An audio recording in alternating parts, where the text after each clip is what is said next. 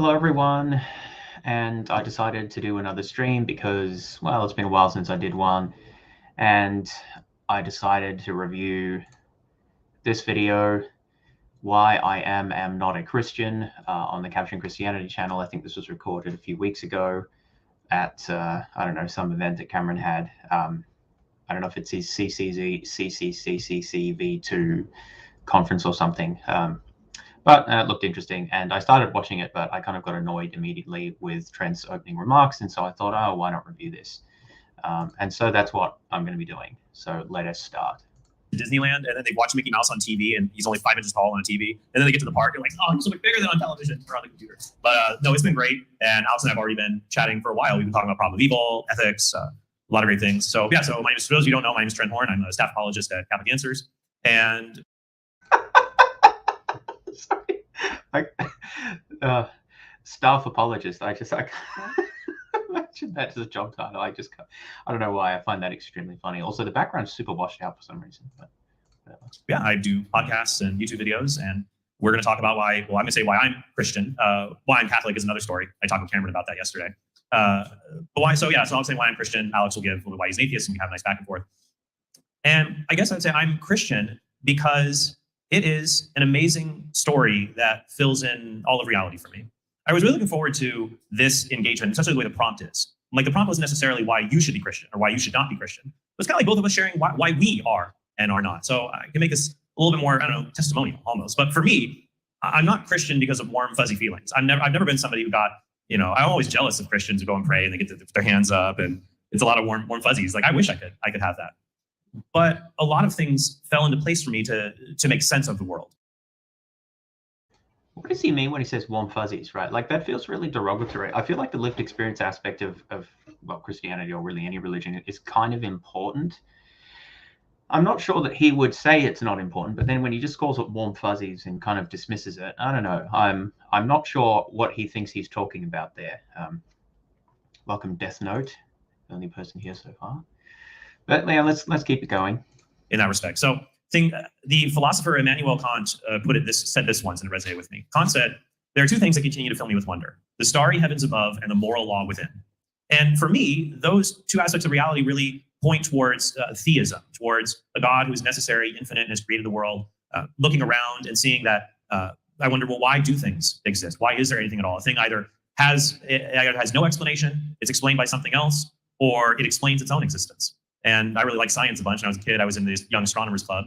I don't think you can get science can't go really far if no explanation is a workable answer for a lot of questions. And I don't see anything in the universe that cries out that it can explain itself, like other things that can explain itself.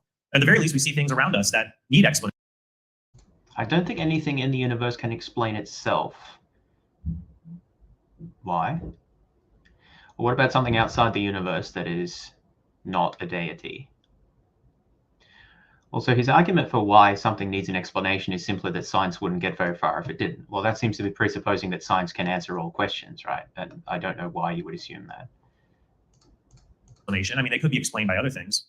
But then in seeing things being explained by other things, this gets to other kinds of cosmological arguments for God. Maybe why past events, how do they explain each other? Do they just go on forever? Or the process of change, how something can be potentially one thing, it's actually another. In order to change, it has to be actualized by something else. Could there just be an infinite chain of actualizers? And when I look at all these arguments about the starry heavens, I either get to no explanation is insufficient. Infinity is just a really bad thing to bring into the world. I don't think it works. I like the work of people like Rob Koons and Alex Pruss showing that causal chains are finite. And seeing that when you introduce infinity into the real world and try to explain things, at least infinite series, infinite connections, I think it creates more problems than you want to solve. So for me, having a cause that is just pure actuality, necessary, unchanging, eternal, powerful, you might say, how do you? Now, I guess I'm probably just the silly one here, but I've never understood what pure actuality means. I mean, I don't know if we're going to get an explanation here, and I know people have written about this, but the thing is, he just sort of, well, particularly people like Trent, just sort of say this word as if it, well, I guess it's two words, as if it is some kind of answer. Well, we can't have infinities. That's just too strange. So we'll go with pure actuality instead. Okay. Like, is that really any better? Whatever. But anyway, let's see where he goes from that. So suppose, let's just grant him that you can't have infinity, like an infinite causal chains. Where does he get to from that? I know this is just his opening, right? But I can still analyze it. How do you get to all the other divine attributes? How do you get God out of all of that? Yeah, good to question. me, though, if this ultimate cause of reality is not material, that's a very weird thing to have on atheism, to have a causal power that is not composed of matter. Yeah, that's where I stopped listening. You could see I didn't get very far. I was just so annoyed by that remark. It's just a really weird thing to have a non-material entity that's not God. Why? What do you mean it's weird? What's the problem here? I mean, the notion of the material isn't even well defined, right? And as a materialist, I might need to expand. Well, I mean, we already have, right, with quantum mechanics, expand our understanding of what it is for something to be material. And maybe we need to expand it further, right, if we've made further discoveries. Or maybe we even need to put aside the notion of materiality altogether and embrace something else. I'm not saying this is true. I'm just saying that if the arguments led us there, maybe that's what we would have to conclude, or maybe that's what we should conclude. But instead, what Trent concludes is that, well, it's just too weird to have something that's not material unless it's God, unless it's got all the omni attributes somehow. I don't understand what leap he's, or how he's made that leap. What logical steps that he's taken from getting to, well, it can't be material, to it must be an omni deity. In my book, Unreasonable Faith, I talk about other possibilities, right? I mean, for a start, you could have a non-omni God, but you could also have a variety of immaterial beings that are not really gods, but sort of collectively create, or you could have some sort of entity that is not mental, but is also not material, or you could have sort of non-material forces like Tao in Chinese cosmology. Like you can just make up whatever you like and postulate certain properties and consider that as a possible explanation, right? Because we're not really limited by anything here other than our imaginations. And this is fundamentally what it seems to come down to, is that the only thing that certain people can imagine is some sort of often crude form of materialism or theism. And because they think that they're the sort of crude forms of materialism that they reject are not viable, therefore it's sort of by default, they just sort of go with theism. I think a good example of this is Andrew Loke's approaches to like resurrection and cosmological arguments, where he basically tries to show, well, naturalism or whatever doesn't work, so therefore it's like theism or something. It's like, what? How did you just eliminate anything else plus all of the things that we haven't even thought of? Like, have you tried to come up with other explanations that would be sufficient to explain the things that you want to explain, but do not require postulating the omni properties? I really just don't get this. Like, if someone was to convince me that naturalism was false or materialism was false or whatever, I'd be like, all right, well, what do we need to postulate to account for all of the things in reality? And do I need to postulate an omni God?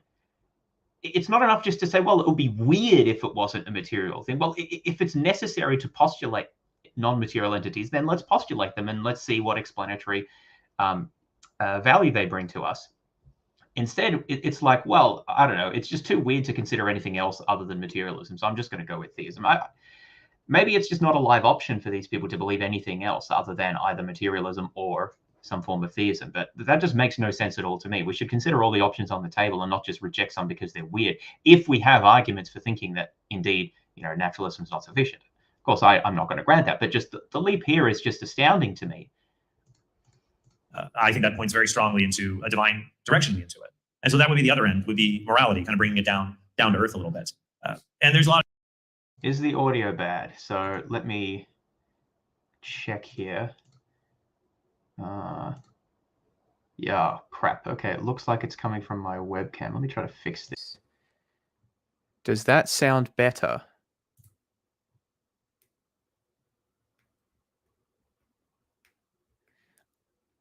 I'll just wait a second there for that delay. I guess I can listen on YouTube. I don't know why it defaulted to coming through my webcam. That is extremely annoying. Sorry about that. Yeah, okay, good. That's improved that. Sorry, guys, but thanks for bringing that to my attention. Let's keep going. A lot of people make different moral arguments for God and different things that point out to them. And I believe you can be a good person without knowledge of God. There are good atheists. They're good at atheism and they pursue the moral life well. Alex is one of them. He's been challenging me on factory farming. So at veganism. So very soon I will either be a totally full-on vegan or I will be an unapologetic defender of factory farming. So I'm going to get off the fence one way or the other soon. But the idea, and I think that's good that he has that conviction. I love that. I hate when people are apathetic about morality. But that conviction raises more questions for me about the moral universe, the existence of moral laws. The universe, it ought to be a certain way. That kind of implies a kind of design for me. If I have one argument I'm kind of working on, Alex and I were chatting about this, I kind of call it like a pro-life argument for the existence of God, related to a very particular aspect of morality, human dignity. Because I was actually involved in pro-life apologetics for doing Christian apologetics. And I would try to figure out, well, why is it that there's intrinsic dignity and a right to life for me and Alex and a newborn baby and a fetus and an embryo, but not for like a rat, cow, or a pig? There's no, biological function that gives us our right to life. Who said there isn't any intrinsic dignity in a rat or a cow or a pig? I mean, I guess I wouldn't necessarily use the word dignity. That's not how I ground morality, but I feel like he's sort of presupposing something here. I would say that all sentient creatures have some degree of intrinsic value. I'm using sentience in a broad sense there, and I would certainly include other mammals in that. But anyway, I know that's not his main point here. Just thought that was an odd thing to throw in. It's just, it seems like our dignity is tied to our species. But why is that? That seems so arbitrary. Well, what if our species was, and some people tell me, well, Trent, you're pro-life. Yeah, that is super arbitrary, and I think that's a stupid position. Let's see where he goes with that. Pro-life view, you're just imposing this religious view that human beings remain in the image of God. And I always thought that was a weakness for the pro-life view. And now I think it's actually a strength for Christian theism. Like, well, no, I think a lot of people agree that humans are exceptional. The human species is different than other species. We have intrinsic dignity. I think only a theistic explanation can account for that. So for me, putting all of... Oh, what is it? Theists never explain this. Again, I'm sure that, you can find a paper where someone explains this. I always feel the need to caveat that. But, I mean, they don't do a very good job. I have read accounts of these sorts of arguments. Not all of them. I've read some of them and listened to many, many more. Theists never explain, it seems, or almost never explain, how that God is supposed to ground morality, particularly in the way that the Trent is claiming, like an intrinsic value. All we get usually is, well, humans are made in the image of God. What the hell does that mean? What do you mean the image of God? God doesn't have an image. He doesn't look like anything, right? He's immaterial outside of space and maybe also outside of time, depending on who you ask, right? He doesn't have a body, so it doesn't look like anything. There's no literal image there. Well, we don't mean a literal image, as in like a visual image. We mean, in the likeness or in the form or sharing certain properties or whatever, which I presume means like certain aspects of, I don't know, consciousness or free will or having a mind or I don't know, something like that, right? But see, the problem is if you say, oh, okay, well, that's what makes humans intrinsically valuable, then it doesn't matter whether God also has those things. Those things are what makes humans intrinsically valuable. It's those properties that are in virtue of which humans have special moral status, a higher degree of consciousness or sentience or intellectual capacity or whatever. And this is what you look at in the literature, right, of analytic philosophy, that the grounds of moral status is usually grounded in terms of sophisticated cognitive capacities or ability to develop sophisticated moral capacities. Or some people also talk about the ability to enter into special relations with those who have sophisticated cognitive capacities. Of course, because, arguably pigs don't really have friendships, for example, or at least not in the same sense that humans do, right? And so we may think that sort of relationship has moral status. But the point is, if you're going to say that being made in the image of God just is to have certain properties, maybe mental properties or whatever, then it's those properties that are doing the work there. They're doing the grounding work. And the mere fact that God also has them is not actually significant there. If God somehow poofed out of existence, then humans would still have those properties, and presumably they would still be grounding the moral status. Now, if we're going to say that humans only have moral status in virtue of some aspect of God, that's not really an intrinsic moral value. That's more of a relational moral value, because it depends on exactly how you talk about intrinsic properties. But at least to me, intrinsic properties means that you don't need to appeal to God in order to ground those properties, right? They're intrinsic, internal. Well, internal is not even the right word. They're sort of self-sufficient, right? They exist entirely in virtue of properties and aspects of humans, or human beings themselves, not in virtue of something external to us, which is God, right? So I don't get this at all. I don't get the whole made in the image of God. I don't get what that means. I don't get how that helps in the grounding problem. It seems either to be superfluous or to actually be contradictory to the notion of intrinsic moral status. And it baffles me that theists hardly ever feel the need to explain this, as if saying the words made in the image of God somehow means something. Also, I think it's essentially specious unless, it's not necessarily specious, but it's specious in the way that Trent's talking about it. Because, chimpanzees can have actually quite sophisticated cognitive abilities. I'm not saying to the level of humans, right? But to say, well, chimpanzees aren't made in the image of God, so they basically have pretty piddly moral status compared to us. That seems pretty arbitrary to me. What does that even mean? How do we ground that difference other than I don't know, got some aspect of God's creative action was just like different, I guess, and that somehow grounds the difference in moral status because reasons. What's the account here? He's supposed to say this is a big issue, but we don't even get two words. Well, we get the standard cliche in the image of God. That's all we get as to an explanation. How does that explanation work? How does the grounding relation work there? Why do theists never feel the need to explain this? It drives me insane because there's a huge literature on grounding moral status and meta-ethics and so on in analytic philosophy, and theists just almost completely ignore it usually. What's the deal? Like, is this important or not? If it's important, why can't we actually talk about, the issues and what's been proposed in the literature and, how your account compares to the other accounts instead of, well, atheists don't have anything to say. So literally 5 words strung together without any explanation clearly is sufficient, right? Because, I mean, that's better than 0 words, like, QED, I suppose. It's just, I can't stand that. All that together shows that I would say it would show that God exists, all good, infinite, all powerful, all knowing. And then has this God revealed himself? And to me, the resurrection of Jesus Christ best explains many of the facts related to around the starting of Christianity. In fact, one work that I want to start soon for a book is I want to compare different miracle accounts. Because some people say, well, you believe in Jesus, why don't you believe in other miracles, non-Christian miracles? And I look at other non-Christian miracles, and I don't think they have as good evidence as the resurrection. Antony Flew was at one time a famous deist, and famous atheist. And when he was an atheist, he said the evidence of the resurrection was different than other alleged miracles in the ancient world. And I actually went and looked in the writings of atheists to say, okay, well, what are the alternatives? Like Christians believe the resurrection, and they won't believe this other miracle, so they're arbitrary. And I read the writings of atheists. Well, what other miracles do they not believe? One of the most common ones were, well, Christians believe in the resurrection, but they don't believe in Marian apparitions. Well, some Christians do. So I'm Catholic, and actually that's not problematic for my worldview. So I guess that's a lot, and I didn't want to. Okay, so that book sounds interesting. I'd be interested to have a look at that when it comes out. I don't know if Trent had a look at my book because I don't actually remember what number ended up in the end, but dozens of miracle claims and also paranormal supernatural claims. I don't know why they have to be from ancient history. He mentioned that, but that seems irrelevant to me. I cite examples from across history, and there's actually a lot more in the modern world that are well evidenced. Sure, I include the Marian apparitions there because a lot of Protestants aren't too happy with those, but there's plenty from other religious traditions as well, which I don't think Trent would grant. So I'd be very interested to hear what Trent has to say about all of these. Now, the thing is, it's actually very easy for Christians to get around this problem of other miracle claims. All they have to do is the following. What they have to do is use I guess there's different ways, but here's one way. You use a criteriological approach, which means that you set up the criteria and then assess whether the case meets those criteria or not for sort of acceptance, right? All you have to do is establish the criteria as essentially exactly what we have for the resurrection of Jesus, like down to quite specific details. Not necessarily a resurrection, right? But like the number of witnesses and the amount of time and all these other things like that, hostile and whatever else. And if you jerry rig it in just the right way, no other account will ever satisfy it, right? Because you've set up the criteria so that it specifically fits. It's like it's like sort of painting the bullseye after you've already shot your arrows. Like it's pretty much the same thing. So if you do that, and then you will, in fact, of course, find that nothing else meets those criteria because you've fit the criteria so that it only the resurrection will meet them, then lo and behold, the resurrection will stand head and shoulders above all of the other miracle claims.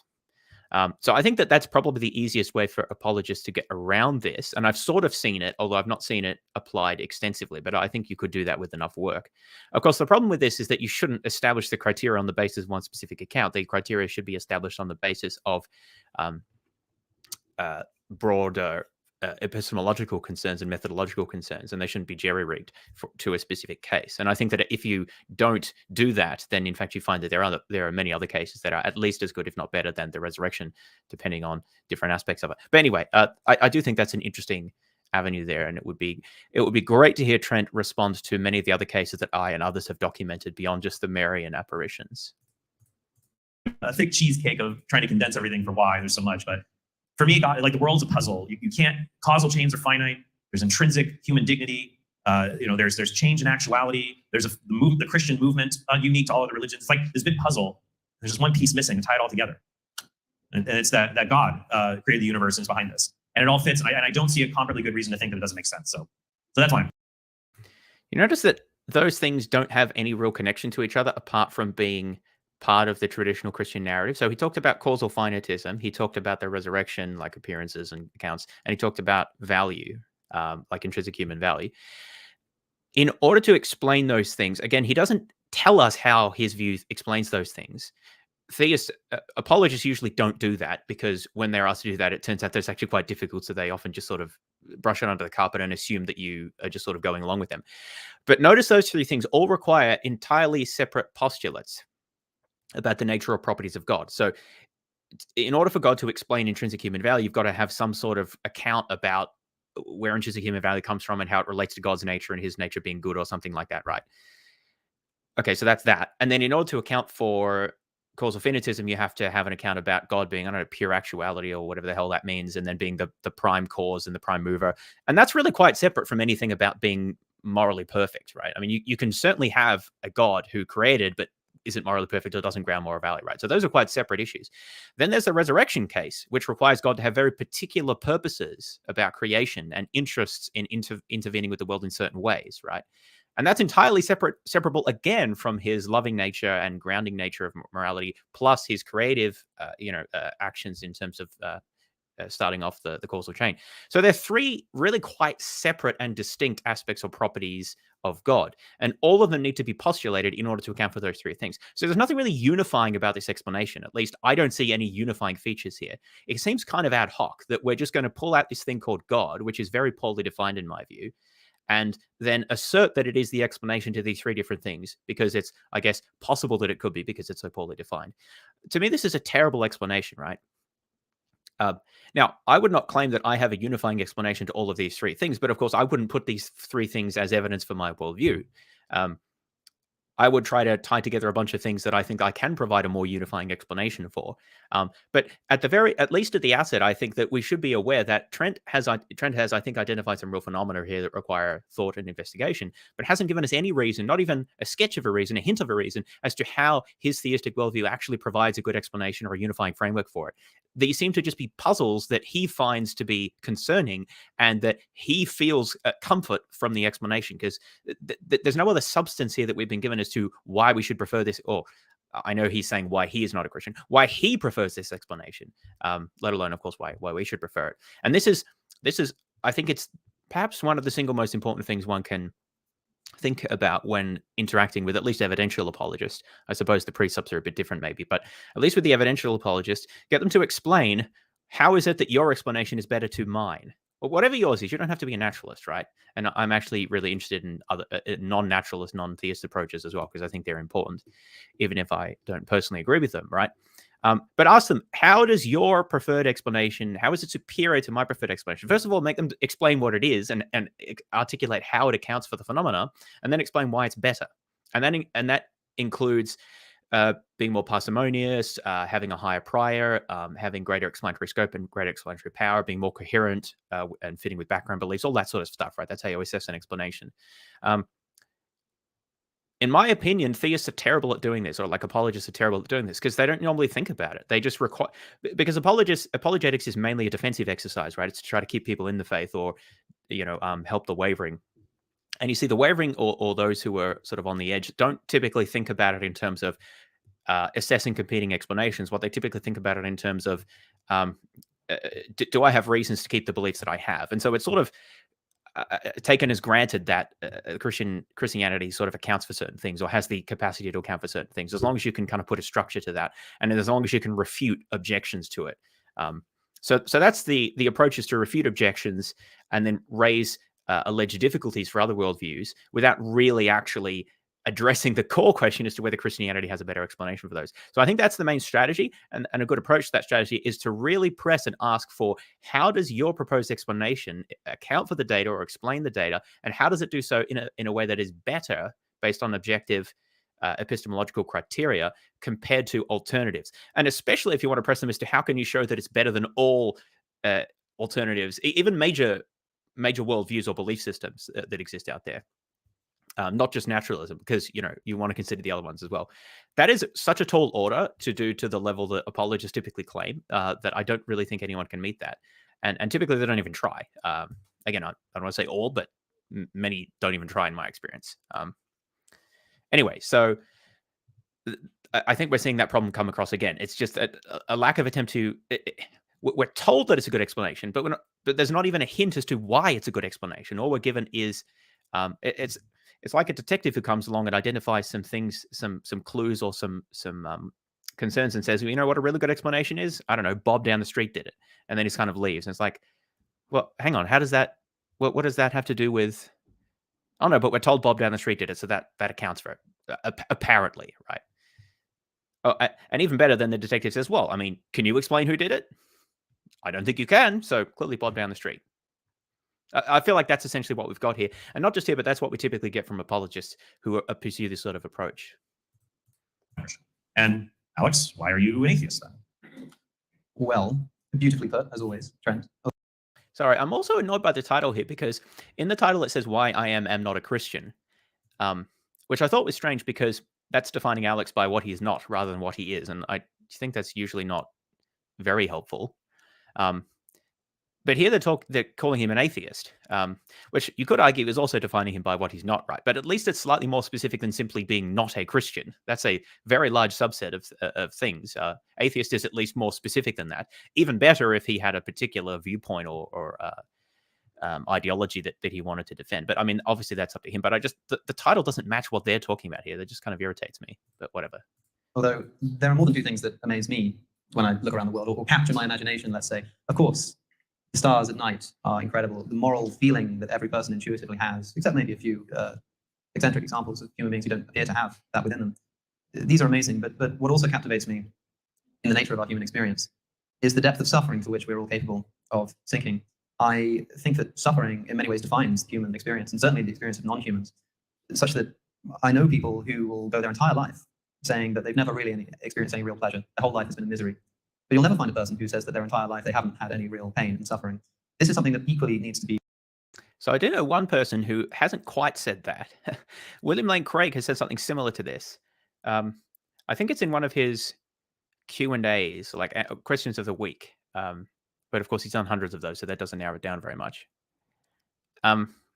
Someone asked him something about what he goes to or what he's gone to or appeals to when he has really difficult times or like been through really difficult circumstances and is kind of not necessarily like doubting, but just, you know, feeling, I don't know, a lack of confidence in the self or something like, I forget the exact term, but, and Craig's answer was, well, I don't think I've ever experienced anything like that before, which I sort of found interesting because I felt like when he talks about his conversion experience, he kind of did seem to be in a bad place. I guess that was when he was a teenager. But anyway, I just remember that and I was like, oh, okay, well, I mean, that's cool if you haven't been through difficult times like that. But anyway, I know that's not quite what Alex is saying here. It just came to mind that Craig said something like that. Accounted for.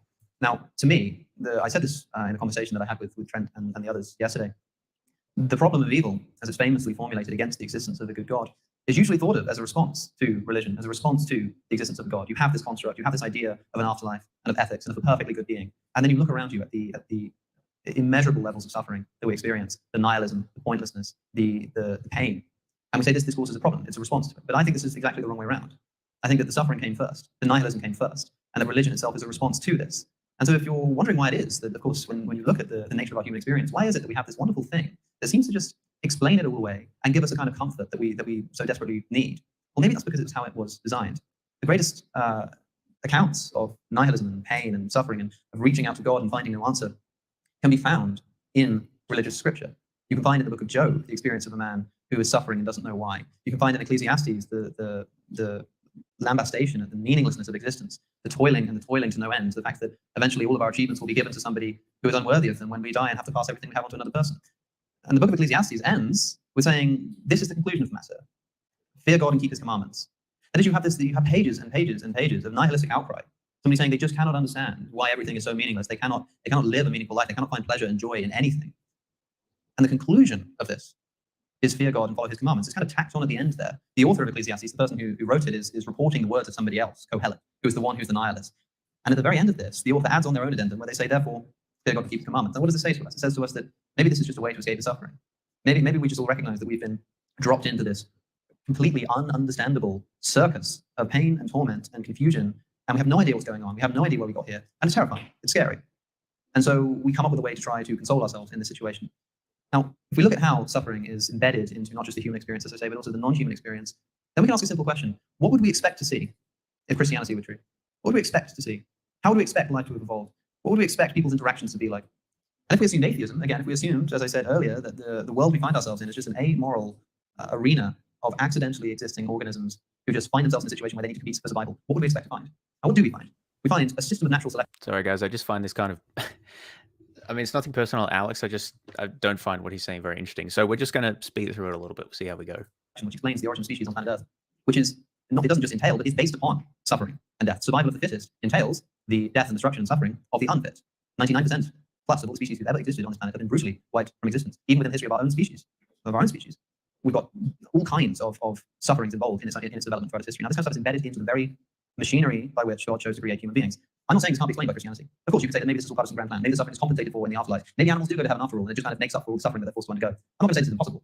I'm going to ask you what you think is more plausibly the case if we assume either hypothesis. What would you expect to see? I don't think we'd expect to see anything like this if we assumed that there was a benevolent invigilator. But as I said, if we assume atheism, not only do we explain what we see in the world, but we also come to expect it. I think it's a much better account. This is the problem of evil. Now, there's another argument, or another consideration, which is sometimes thought of as a subset of the problem of evil, and that's the problem of divine hiddenness.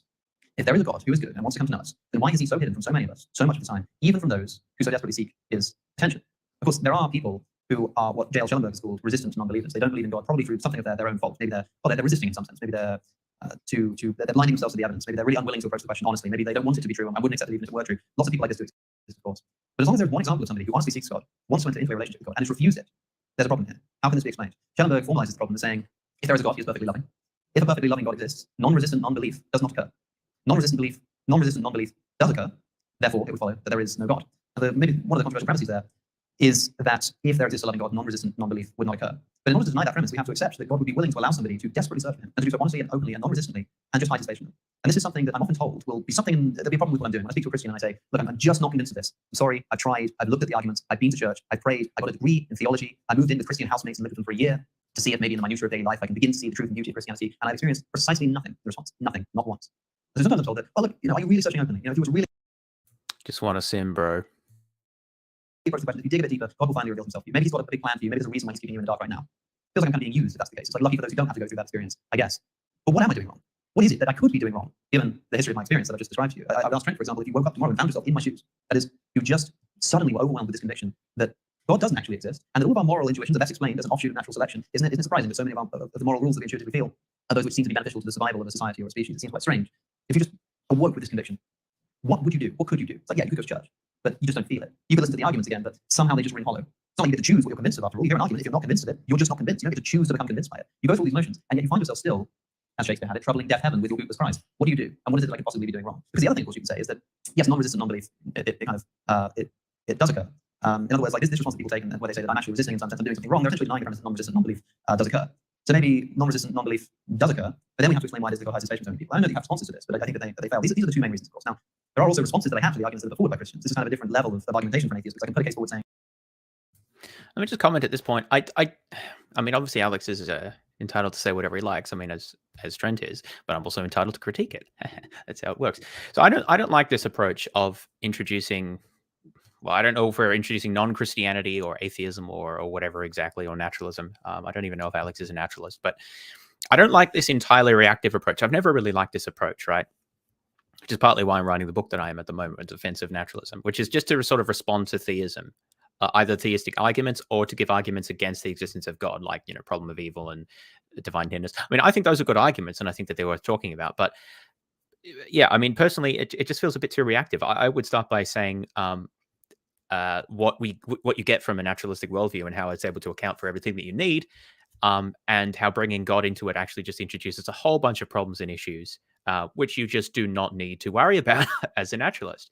And I guess, problem of evil would be sort of one of those, but there's others as well. I don't know. That's how I prefer to go about things. I prefer to present naturalism, or, if you don't like that, whatever it is that you believe, but just present it positively, like give a case as to why it is a good view, both intellectually, but in terms of like as a lived experience. Like, well, what is good about being a naturalist? Well, it focuses you on the here and now, like helping people in the world, not looking to the afterlife. And I know some Christians do that, but there's been a long Christian tradition of withdrawing from the world and focusing on the hereafter, and using that as a justification for ills in this life. Whereas humanists have never done that, right? Humanists have never used the afterlife as justification for the troubles of this life, precisely because they can't, right? So, that's just an example of how these things sort of work their way out in your lived experience, which I think is part of it as well. Anyway, so that I don't know, that's sort of what I would like to see more in terms of an opening comment here, just personally. The problem of evil and divine hiddenness make me suspicious of the God hypothesis. But equally, the things that Trent says I'm suspicious of too, particularly the claims that pertain specifically to Christianity. I can't remember exactly what it is you said about Christianity that makes it seem so true to you as opposed to other theistic religions, but perhaps that's something we can get into presently. But that's more or less at least starting point for the approach that I'm taking to this conversation. I will also say that part of my non-resistant non-belief has been a bit of a shift. If you look at some of the material that I made when I was a teenager, which unfortunately enough is available online, you can see that I take an approach that religion is bad. And this is an approach that people often take. It's like you kind of join a team. If you come convinced that God doesn't exist or unconvinced that God exists, you join this team of people and you kind of feel compelled to say that it must be a bad thing as well. But these are mutually exclusive. I think that saying religion is bad is like saying politics is bad. Yeah, sure, okay, politics is bad, but it's not as simple as that, because then everybody agrees that politics is bad. It causes so many wars, it tears families apart, this kind of thing. That doesn't mean that you don't think that one political view is correct or appropriate. You're still going to vote about it, unless of course you're like an anarchist or something, which these people do exist. And so yes, of course I think that certain doctrines and certain religions are bad, and I wouldn't want them to be true, but I think that just the basic idea that there is a perfect being who does actually care about you and will make up for your suffering, I think this is something that any rational person should desire. So here I am, I desire it. Well, hang on. So Alex was talking about religion, but then he starts talking about a perfect being who wants to have a relationship with you or something. What's that got to do with religion? Sorry, need to take my meds. You know how it is. But like, that's one very specific theological view. Like, religion is it's a whole bunch of things, right? It's social, it's intellectual, it's historical. Whether religion is a bad thing is kind of separate for whether we should desire there to be a perfect being. I don't know. It just felt like a bit of a changing the subject there. Open to it being true. I'm here to engage with the arguments. What is it that I'm doing wrong? Trent might say, here's some arguments, here's some considerations. So why are you not a Christian? Why don't you believe in God? Good point. Why not? Why is it that if presented with the same evidence, you are just made of a psychological constitution such that it convinces you, and I am not? Maybe God has some reason to be toying with me, but not with you, which is lucky you, I guess. I just don't see what I could be doing wrong. That's the in and out of it, but I'd be interested to hear what you have to say. All right. Well, now I guess we can get into discussing back and forth and how we feel. Sure. All right. Where to start? Well, do you think it's possible that the reason I believe in God, even though you would say it's highly probable God does not exist, would be your view? Highly probable is putting it a bit probable, more than 51%. I would say I kind of lean towards. I'm always suspicious of putting numbers on credence to beliefs. I think what does it mean to kind of believe something 20%? Like I don't really know what this means, but I certainly lean more towards strong atheism. But I wouldn't put a number on it. So what I would say is, if you're asking me, what do I think you've done wrong? It might be the same answer you would give me as to why I have a misplaced confidence God does exist. I have made, there's different reasons why people believe or don't believe. I think it's possible smart people can fail to believe certain things because they make certain cognitive errors. It's not necessarily a moral error, but we find to see that help non-humans not suffer, as if I have this command to do that. Though I do see that the humans who suffer have a dignity and a value that the animals do not. And I see hope and virtues. I see other things in there that make me look at the picture in a different way. If that makes sense. But of course it's different, because from an atheistic paradigm, I wouldn't expect that everybody who honestly seeks the truth will find it. Like on an atheistic paradigm, people can very easily seek the truth and just get it wrong. There's no guiding principle here. There's nobody who is there to catch you where you go wrong. On Christianity, if somebody goes honestly wrong, you'd expect them to be guided to the truth, because there's a God who wants to come to know this person, and they've gone wrong through no fault of their own. This is why Schellenberg shifts from he used to talk about originally the argument formulated in terms of reasonable and non-reasonable disbelief. He swapped to saying resistant and non-resistant non-belief, because these are two different things. You can reason. The problem is you can never establish that someone is that someone truly has what does he say, non-resistant non-belief. I mean, I certainly think it's worth considering as an argument. But I think the theist is just going to always deny that premise, right? I mean, it's sort of the same thing that Oppie talks about, right? If a series of premises contradicts core commitments that you hold to, then you're always going to deny one of those premises, and that premise seems to be ripe for denial. I think that if, from the theist point of view, I would prefer to recast the argument in terms of an inference to the best explanation. What is the best explanation for, as far as we can tell, apparent non-resistant non-belief? And I would say the best explanation is that there is no being who is trying to form a relationship with those people or to reach out to them. Maybe you could formulate that a little better, but I think that that's a little hard to get around, because I think that I mean, you want to phrase it as, you want to phrase the phenomenon as something that the theist is plausibly committed to. So I don't think that you want to say that there is non-resistant non-belief, because I don't know that I mean, it depends on their theological views, right? Calvinists might not have a problem with that, but at least many Christians will have a problem with the idea of like non-resistant non-belief, and in which case, then you don't want to try to commit them to that, right? Because they're not going to commit to it. Instead, try to frame it in terms of apparent non-resistant non-belief, or as far as we can tell, or something like that, which is, I think, much more plausible. And then you can follow that up with, well, what's the best explanation for this? Either we have to suppose that, I don't know, God works in mysterious ways, or these people really are secretly in some convoluted way resistant, even though as far as really anyone can tell, and all evidence to the contrary that that's the case. Or we suppose that they're actually isn't a god who's trying to sort of get to them.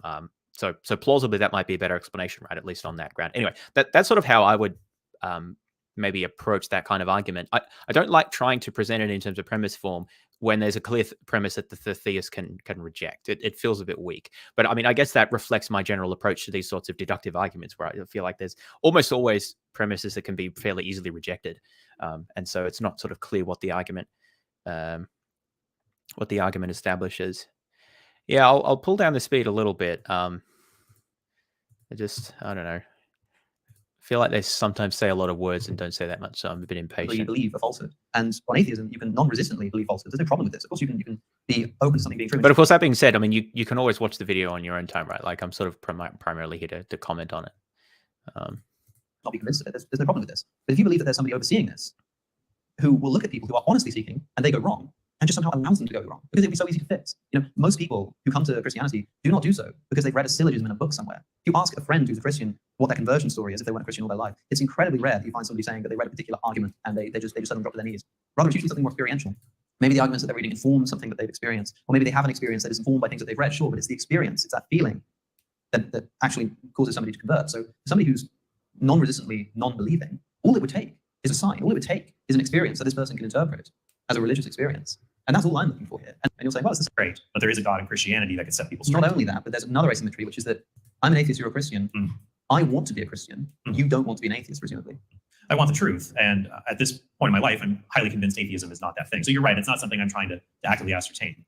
But I think then, so the argument that you're Yeah. So I think what Alex really is getting at there is apparently Alex wants it to be the case that Christianity is true, not that he wants to be a Christian. I mean, both of those things might be true for Alex, right? But I think that that's the more relevant question to ask Trent here, because yeah, if you ask him, does he want to be an atheist, he's going to say, well, he wants the truth, right? But I think the relevant question is, would Trent want it to be the case that atheism was true, or would he prefer it to be the case that Christianity was true? And I'm pretty sure Trent's going to say that he would prefer it to be the case that Christianity is true. Interestingly, my own take on that highly depends on the specific theological commitments that entails. I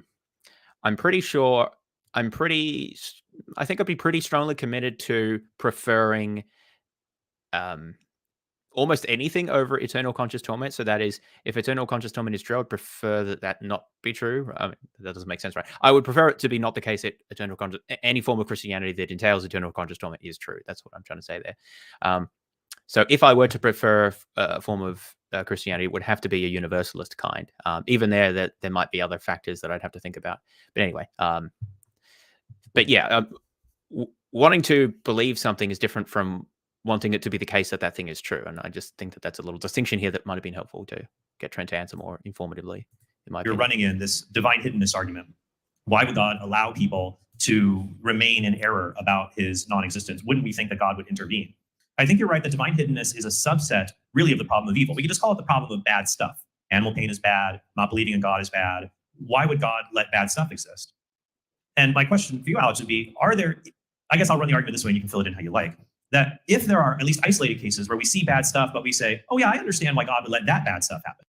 By the way, I don't like this running together of the problem of evil and the problem of divine hiddenness. They seem to be quite distinct to me. Now, we may be able to group them together as the problem of bad stuff, but of course, if the theist then wants to deliver an argument from like a cosmological argument for the existence of the universe and also a fine-tuning argument, and then maybe also a moral argument. Well, really, they're all the same thing, right? They're just weird stuff, right? So we can call that the problem of weird stuff. And how does naturalism deal with weird stuff? Well, we can just say we don't know, or we can postulate entities that have the properties necessary to account for these things and compare that to the properties of God and see which one has greater explanatory power, right? Like, I feel this is kind of silly because if there are relevant distinctions, we should separate the arguments. And I think there pretty clearly are in the problem of evil versus problem of divine hiddenness. Like, problem of divine hiddenness is, why are there people who seek God and don't find it, or have different religions, or why aren't the revelations clearer? Whereas the problem of evil is like, why are there hurricanes and animals suffering and children dying of cancer? Those are really not the same thing, even if they do have a high level commonality.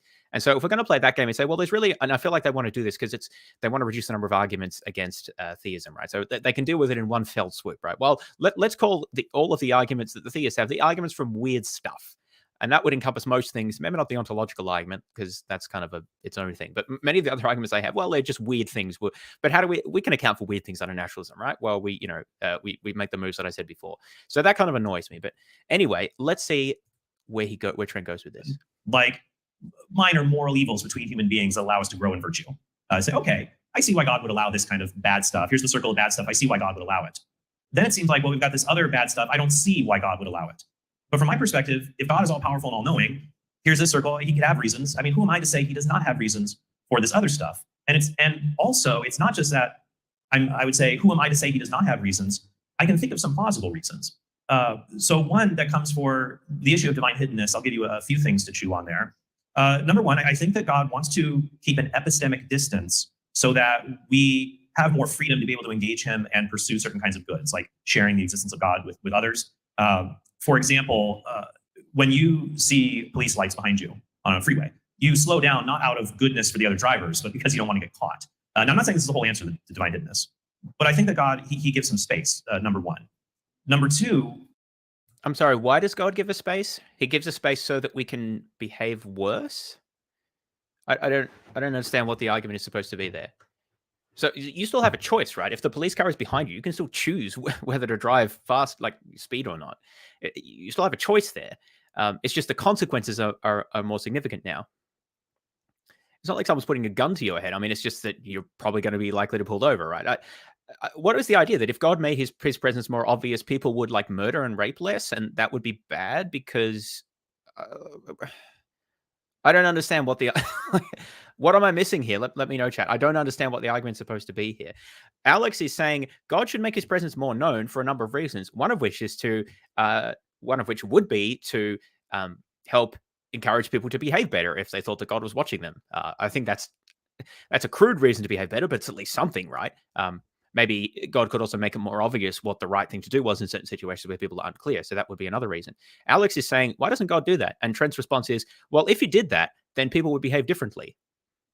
Yeah, but that's the point, right? Like, yes, they would. And so therefore, why doesn't God do that? I feel like he's edging towards a free will argument here, but he didn't actually mention that. And then you would have to argue, why is it better that people have the opportunity to exercise their free will? I mean, they still do, right? You can still choose what to do, even if you know that God exists. The Bible offers, in my view, no support for this, because there are plenty of people in the Bible who fully know God exists and still disobey him. So I don't understand where this impinges your free will argument comes from. Granted, Trent didn't make that, but I'm anticipating that as a response here. But even if you think that, then you have to argue, well, why is free will so good that it can overcome all of these other evils as well? We don't seem to accept this argument in any human society. If you can prevent someone from doing a grievous harm, you don't say, well, it's their free will, I'm going to let them do it, right? I mean, clearly, I can't prevent this murder or this assault or this theft or whatever, because that would be impinging their free will. That would be absurd, right? But somehow it's different to God. I don't get that. Why is it different for God? I think we need an account of that. So I don't understand what Trent's first argument was supposed to establish at all. It seemed to be saying, if God made himself too obvious, then people would behave better, and that's a problem somehow. Like if police cars were more on the roads, people would slow down, but that would be a problem because then they wouldn't truly express their character. God knows that anyway, though. So I'm completely baffled as to how that's supposed to resolve any problem here. Anyway, let's see what his next thing is.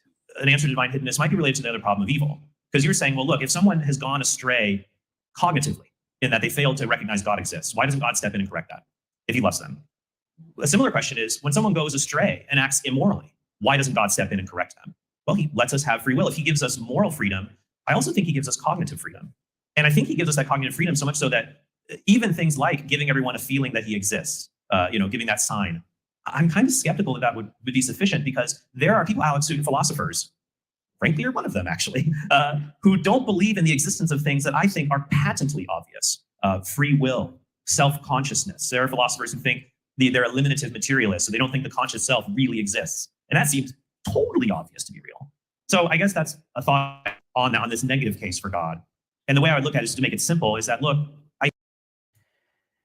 So is Trent claiming here that God has made that feeling, like does provide that feeling, or I mean, I think that's got to be the point, right? he's got to be saying that God has made it so obvious that he exists through a feeling or whatever, so that, I mean, this is what like Romans or whatever says, everyone's without excuse. That's got to be his point, because his point can't be that he literally said it wouldn't be enough, but that, I'm just saying here, that can't be his point, because so long as God could bring one extra person to salvation through providing that extra evidence, then surely that's going to be worth it, right? I mean, well, maybe there's some trade-off there, but I'm not really sure what the trade-off would be exactly, especially on Trent's view. So I don't think it makes sense to say, well, it's not going to be enough. Or would it help? Would it help even one person? Presumably it would. In that case, why not do it? Surely he's got to be saying, well, actually, God has done it. And that's why Trent is appealing to the fact that many people don't believe things that Trent thinks is blatantly obvious. I think the implication there is, well, so is theism, right? And people don't disbelieve that. Yeah, I mean, there's also another option here, which is to just counter, well, it's just super obvious through our experience or feelings or cognition or whatever that God doesn't exist. I actually think that this is sometimes called a, I forgot what this is called. It's like an argument from irreligious experience or something like that, right? It's a parody of religious experience arguments, which I actually think is quite an interesting argument. I don't know that it's persuasive to theists, but I think that there's something to it, right? Which is that many people, when they seek God, they find nothing. Not just that they fail to find what they're looking for, but they sort of have a sense that there really is nothing out there. And to me, that's not really expected under theism, right? Of course, it sort of comes back to what we were saying before about whether that's resistant or non-resistant unbelief. But I think that there's maybe something to be said about that as an argument.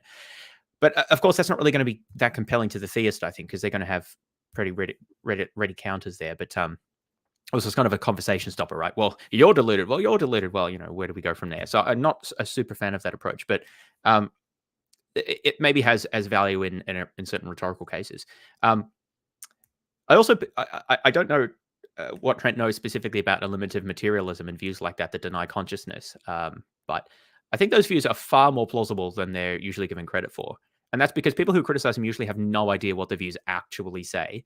And I don't claim to be an expert on them either, but from what I understand about them, they're actually, I mean, a large part of the views is actually linguistic. It's like our practice of our practices and language relating to naive folk psychology, like language like about belief and desire and consciousness and will and so forth. These things are fundamentally confused and full of contradictions and don't fit science and so forth. So we have to get rid of them. So they're kind of all false, right? That doesn't mean that there's no phenomena. It just means that none of those words will work for it and none of those concepts work for it. And we need to replace those ideas with some other set of concepts or models or whatever that we build up from the sciences. So it is still a fairly extreme view, but I don't think it's as implausible as it's often painted, right? As if the idea is simply that, well, they just sort of randomly don't think that we're conscious. That isn't. I don't think they fundamentally deny the phenomena so much as deny that particular way of describing the phenomena or conceptualizing it. But anyway, I mean, obviously that's a longer discussion, but I feel like that they're kind of like the postmodernists in that they often get crapped on, but people actually have little idea what they're talking about, even though I don't hold those views myself. But anyway, sort of coming back to this problem of evil here thing, right? So God can't make it too obvious that he exists, because otherwise people would not reflect their true values or something, and they would just be good because of the threat of being punished. I don't really understand that, because it's not clear why that's bad, and it's also not clear that God has made that optimal balance. Like, what's even the trade-off? Well, then why does he reveal himself at all? Why are there any arguments for God's existence? Surely even a little bit of evidence would be impinging on people's like true expression of their underlying value, right? Sorry, of their underlying values. But it's okay for him to provide some evidence. But in fact, Trent has just said, it seems to me he's just said, that God does make it super obvious that he exists. So then it can't be that he's holding back, because it's already super obvious to everyone. I feel like these arguments are in tension. Either it's super obvious to every honest person that God exists, in which case he's not holding anything back, right? And that can't be a response. Or on the other hand, maybe it's not super obvious, in which case, why doesn't he make it more obvious? I don't know. I feel like you can't have both of those at the same time. And I think that there's really little point in talking about the idea that God is super obvious, because a Christian like Trent, I'm pretty sure, believes that you can only be saved through belief in Jesus, right? And I would like someone to explain to me how, let's say, a 5th century BC Chinese peasant, of which there were millions, could ever have expressed belief in Jesus. So how can those people be saved? I'm not really sure. Maybe someone can tell me what the Catholic view is about that. But I know some Protestants would just be like, so Craig basically just says, yeah, well, those people wouldn't have chosen Jesus anyway, even if they had the opportunity, because of God's middle knowledge. And Calvinists would just say, well, they weren't among the chosen. Not really sure what Catholics have to say about that. But the issue is that you just can't plausibly say that these people actually had knowledge of Jesus. It's not enough to have some knowledge of the divine or whatever. You actually have to have knowledge of Jesus, right, to be saved, or like accept him, at least at some level. So why are we even talking about God? We need to talk about Jesus here. It's just not plausible that everyone has this overwhelming evidence that Jesus exists. You just can't defend that. And so the question is, how do we make sense of the fact that Jesus's existence and atoning sacrifice is the single most important thing that God wants us to know? And yet a large percentage of people, I don't know about the majority, that would depend on how you count, but at least many, many millions of billions of people throughout history do not know this fact and could never have known this fact. So that is not what you would expect under Trent's worldview, it would seem to me, that the single most important fact that God wants us to know and to bring us into knowledge of was totally unknowable for most of Earth's population throughout most of history, and still is today, because a lot of even Muslim countries, you can't proselytize Christianity. So and in China, it's still highly regulated. So even in a lot of countries today, it's still highly restricted. So this is really what we should be talking about. Why are we even talking about theism in a broad sense and talking about whether God's behind you in the police car? That's just irrelevant. Like, let's talk about what actually matters under Trent's view, Jesus, and the status of people's knowledge about that now and through history, and whether that's what you would expect under Trent's view, that God wants everyone to come to this knowledge. I contend that it is not what you would expect.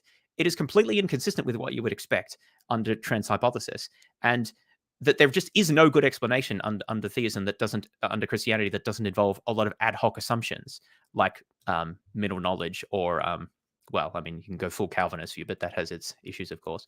Anyway, so maybe they'll go there, but the way this is framed is quite frustrating at the moment, because it feels like we're not addressing the actual issue here.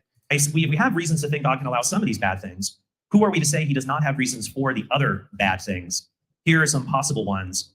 And then there are marks of goodness in there that I still want some explanation of. So I guess that's how I would look at it a little bit. Yeah, okay, so let's kind of take this in order. The first point is to say there are some circumstances in which it seems, at least plausibly the case, that God would have good reason to allow suffering. That there are sort of maybe cases of small amounts of suffering, or cases where it's... So I think this is referring to what I was saying about the Catholic view. So yeah, I've heard something about this before. I'm not quite sure. I guess you'd have to talk to like a Catholic theologian or something like that about this, right? Like, well, many people in history haven't had a concept of a monotheistic God, right? So, I mean, how does that work for them? I mean, and are Muslims really saved? Like, you can't say that all Muslims are saved, right? So a Muslim is saved if they are faithful in their knowledge of God. But and then as soon as they hear about Jesus and they're like, no, I don't believe in that. Like, Jesus was a prophet, but he wasn't the Son of God. Then they're unsaved, even though they haven't really changed their beliefs or practices at all. They just sort of heard about Jesus. Like, I don't know how that's supposed to work. It seems a bit odd to me. I will acknowledge some ignorance here, but the point that I was really making is that this is kind of what Trent should be talking about, because this is the important thing, right? And it'd be nice to hear if Alex brings this up. Like, well, how does actual knowledge of Jesus work? Because that's supposed to be this salvific tool here.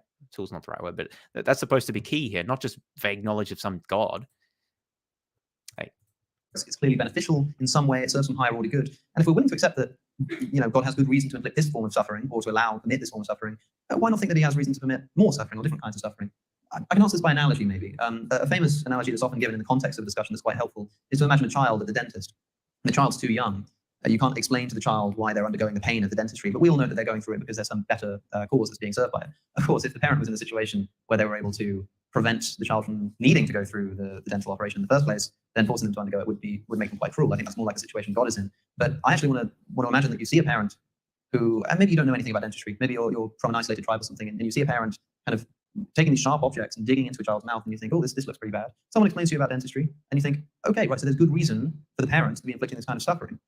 Now, if we consider the kinds of suffering that we see across the natural world, we're not just talking about these kinds of cases of obvious benefit or menial suffering. We're talking about deep, intense, unimaginable suffering. So now imagine that you were walking along a road and you saw a parent just mercilessly beating up a child, just ripping the child limb from limb, just punching it, like contorting it out of shape. And you said, this is terrible, this is disgusting, and we need to intervene. And I said to you, well, look, hold on a second. You accepted that a parent might have good reason to inflict suffering on their child if there's good justifiable reason. And if you're willing to accept it for these kinds of suffering, why wouldn't you accept it for this kind of suffering? You know, it's at least plausible they have good reason. I mean, maybe there is some kind of reason that we're just incapable of understanding about their relationship, where this is something that needs to be done and is morally justifiable. But I don't think it just follows from the fact that we can imagine some circumstances in which the infliction of suffering would be permitted by a good God, that we should just hypothesize that even if we see a great deal of apparently meaningless suffering, we should just conclude on the basis of that yeah, he probably has good reason for that too. I just don't think that follows. Well, I think my reply to that would be, if I saw a parent engage in terrible abuse of a child, I have background knowledge to know what human parents are and are not capable of to contribute to the well-being of a child. And so a parent who is dismembering or eviscerating a child, I have sufficient background knowledge, given what human parents are, to know they cannot be contributing to the child's well-being. And also comparing it to a reference class, unfortunately, well populated by parents who are abusive towards their children, and that this parent belongs to that reference class. But with God, however, if God exists, then I know that he is not. Okay, so I was nodding along there because I agree with everything Trent said. And I feel like I paused exactly right at the moment that he's going to say something I disagree with. So this is a problem, right?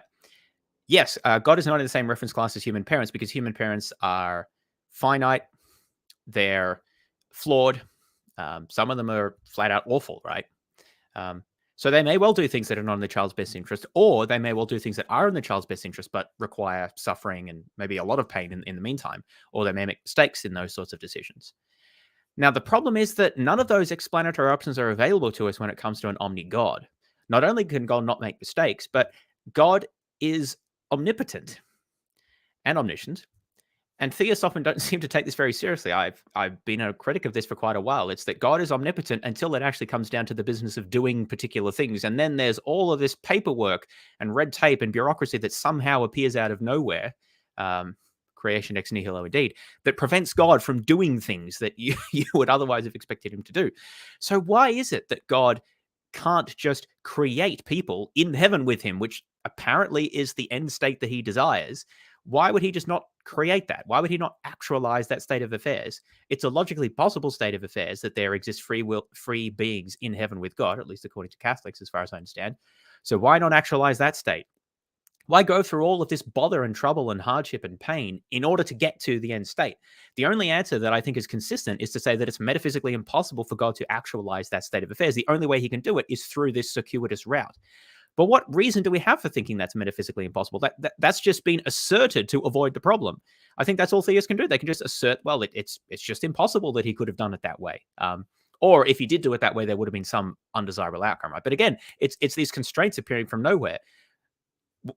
Why would God choose a worse alternative to do something when a better alternative is available? It doesn't make sense, right?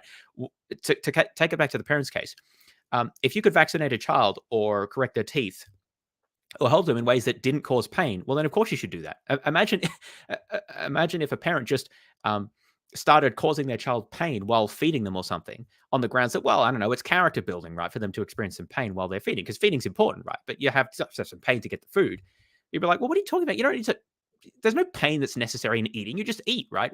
Why are you introducing the pain thing? And they tried to justify it by saying it was character building or something like that. You're like, well, what are you on about? That's just horrific. You can't do that. But apparently it's okay for God to introduce all these hardships and pain, not just to humans, but other animals and so forth as well, and lose many people in the process. If he could just actualize the end state that's supposedly, so great from the get-go. That doesn't make any sense. That's entirely inconsistent with his nature. So there must be something preventing him from doing that. But the only reason you have for supposing that is to save the phenomena, right? It's that. Well, at least that seems to me the way you want to go as a theist is just to say, well, I guess he can't, right? But I can't explain why. He just mustn't be able to. Of course, at that point, then the atheist can just say something like, well, I guess, depending on what you're trying to explain, I guess the universe just existed necessarily, right? I mean, I can't explain why or how, but I guess it just did, right? What's source for the goose is source for the gander here, right? Theists typically don't like those sorts of answers, but when pressed, it's often that will come up when it comes to defending God. Anyway, let's see how, if Trent goes down any of those avenues or what he has to say here. Why is it that it's okay for God to cause pain for a greater good? Not limited in power or knowledge to bring about greater goods. He's not limited like a human parent in that regard. And then also, so the argument that you make, it is subject to a modus tollens, to a reversal. It's essentially saying, if gratuitous evils exist, God does not exist. Gratuitous evils exist, therefore God does not exist. But if God does exist, it just turns out the evils are only apparently gratuitous. And so that will come down to that's just what I said. Our position where... That's exactly what I said. So God always has a reason for those evils, right? Even if there's no logical... Sorry, I shouldn't say it logically. Even if there's no reason for us to think that those actual reasons exist, right? They must exist simply because God exists, right? So it's sort of like Nathan said, it's just a constant second guessing of our moral intuitions. You may see a state of affairs that looks horrific, but actually that's all for the good, right? I mean, you might still be called to try to prevent that state of affairs if you could, but if it's something you can't prevent, right, then you actually know that it must be all for the good. So that's actually kind of encouraging, right? That apparently horrible things, if you can't prevent them, if you can't do anything about them, are actually for the good in the long run, which is, pretty nifty, right? That would be nice if that were true. But the problem is there's no actual reason for thinking that it's true other than just to try to save theism. There's no independent justification for this claim other than it's a consequence of theism, right? But I think it's on the face of it very implausible. You have to assume that things like the Holocaust are actually good in the long term. They may not be good intrinsically, right, or in and of themselves, but a universe with that in it is better than one in which God prevented it, mind you. So in that sense, it's good that it happened, right? God has his reasons for allowing that. And not just that, right? If you don't like the fact that that includes human agency, you can talk about all sorts of things that don't include any human agency in them. And it would still be the case that those things are for the greater good, right? Now, for one thing that I've never understood about this is that it seems to make theists like absolutely giga-chad consequentialists, right? Because they're just like, greater good, maximize that utility. That's all that matters. That's what God's doing, right? He's just utility goes brr, utility printer goes brr. That's all that God cares about. He's just maximizing the utility or greater good, whatever, over, infinity, I guess, infinite time. And that's what's important. Now, if you're not a consequentialist, you're going to say, well, hang on.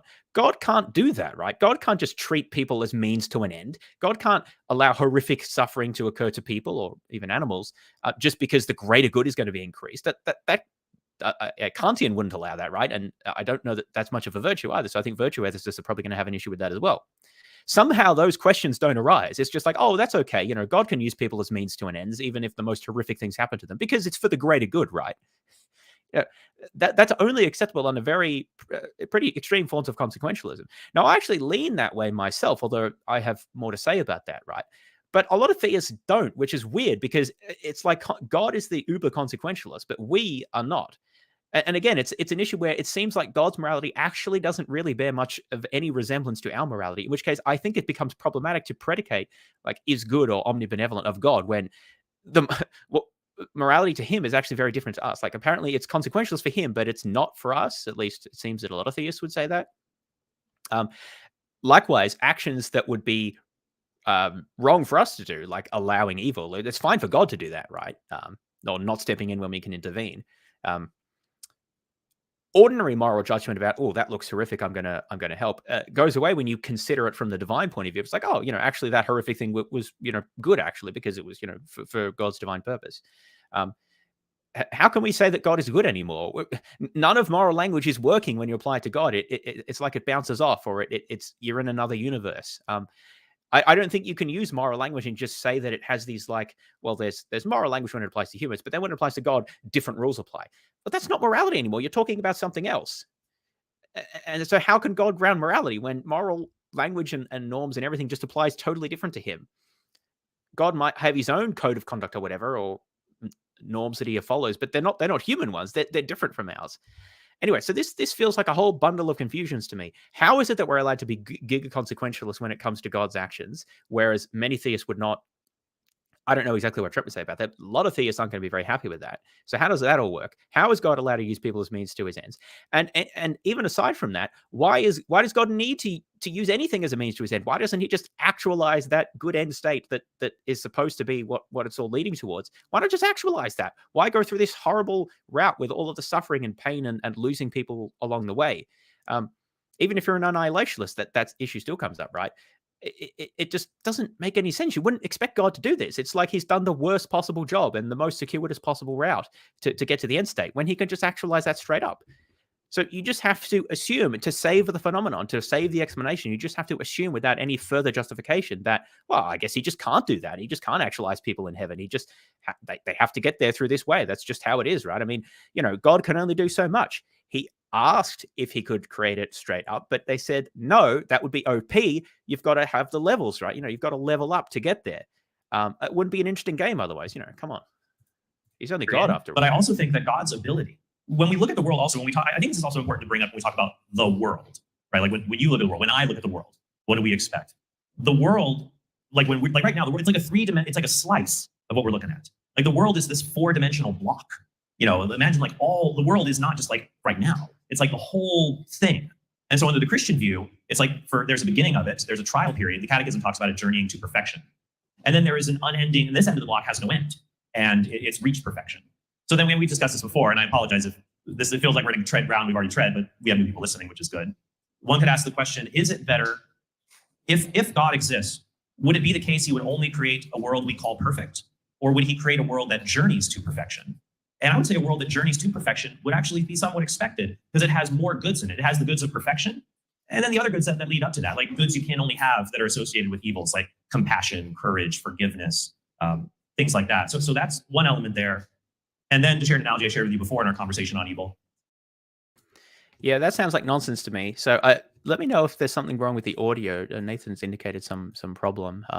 It's a bit hard for me to tell here. So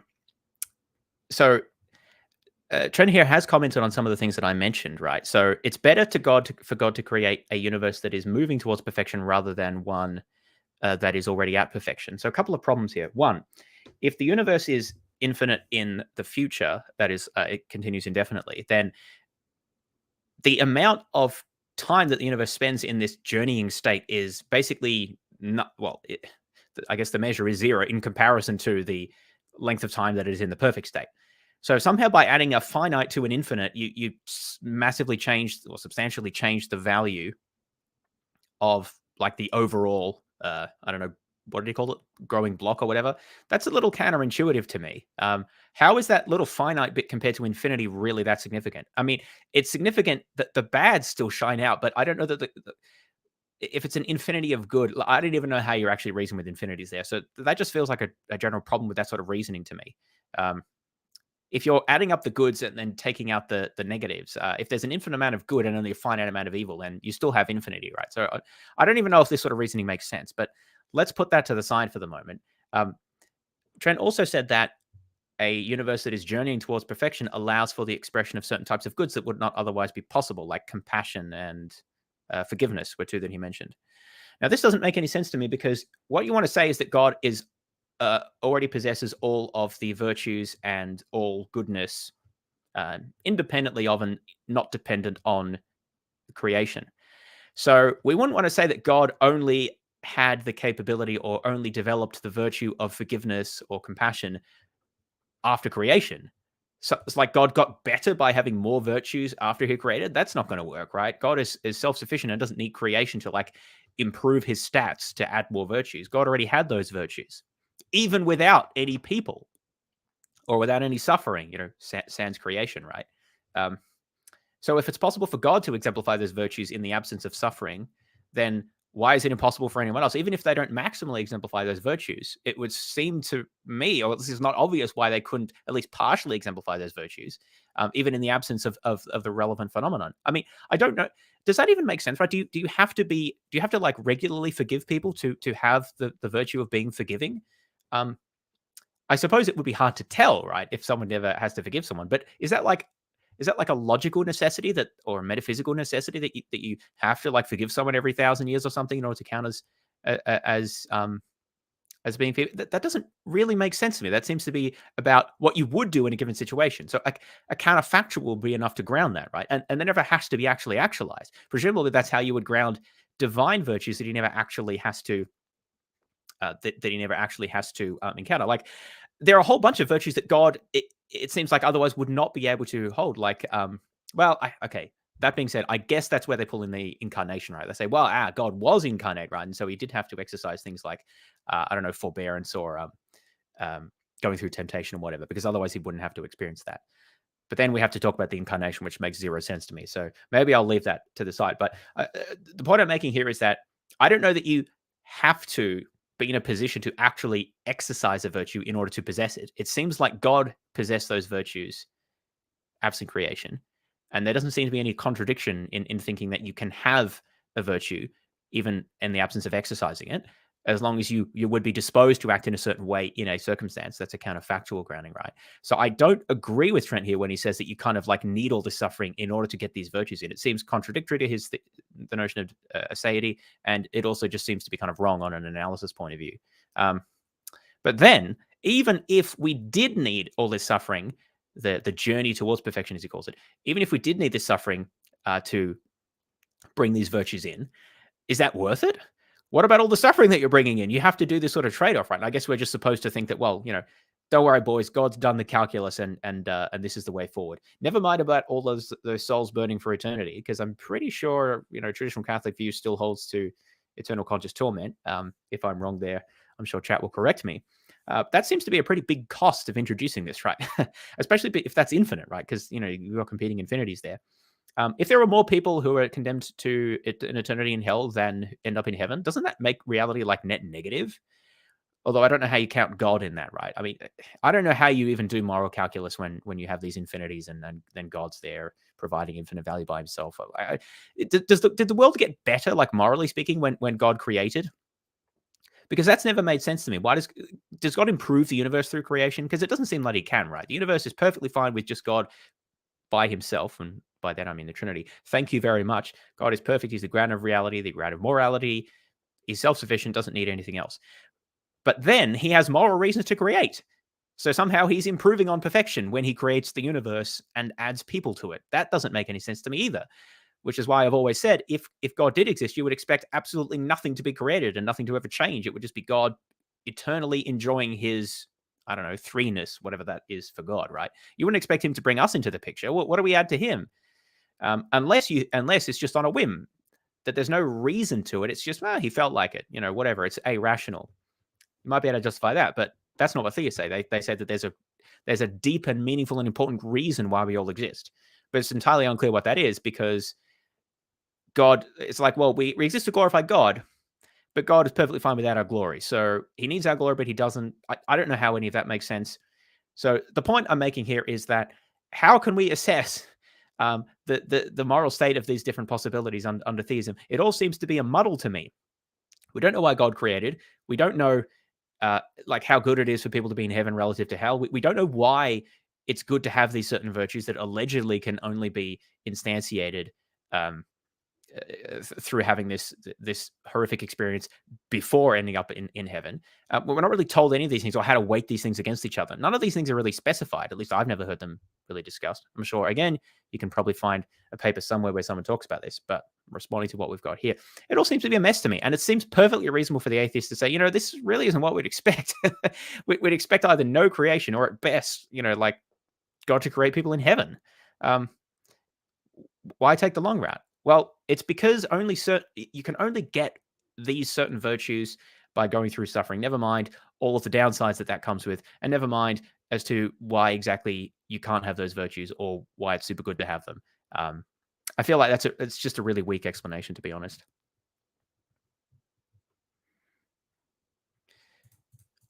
I understand being concerned about evil, but it'd be like two orphans saying, we're in this terrible orphanage. Yeah, another good question. I mean, I think the theist has to say, well, both yes and no, right? Like, God had a reason for creating Satan, and so acting in accordance with that reason is in some sense a good, right? Well, like, surely it's bad if God has a reason and then doesn't act in accordance with it. So you want to say that it's good, right? But in another sense, it doesn't make reality better because God's perfectly self-sufficient and is not improved with the addition of Satan. Plus, there's the fact that Satan causes a whole lot of mischief. I don't know. I don't. When I ask these questions, sometimes I just feel like that they don't really have very much to say about it, and kind of dodge, which I feel like is what Trent's doing here. But I mean, even if Trent is satisfied with these sorts of answers, is it unreasonable for the atheist to be unsatisfied? I don't think that it is. Our parents don't love us, or why would they do this? And one orphan says, "You're right. We have no parents." Well, clearly we have parents. How else would we couldn't exist without them? So the question is, what is their nature? So back to the world thing, though. It's like, what kind I am also a little, and I apologize for going on too long, I'll wrap it up here.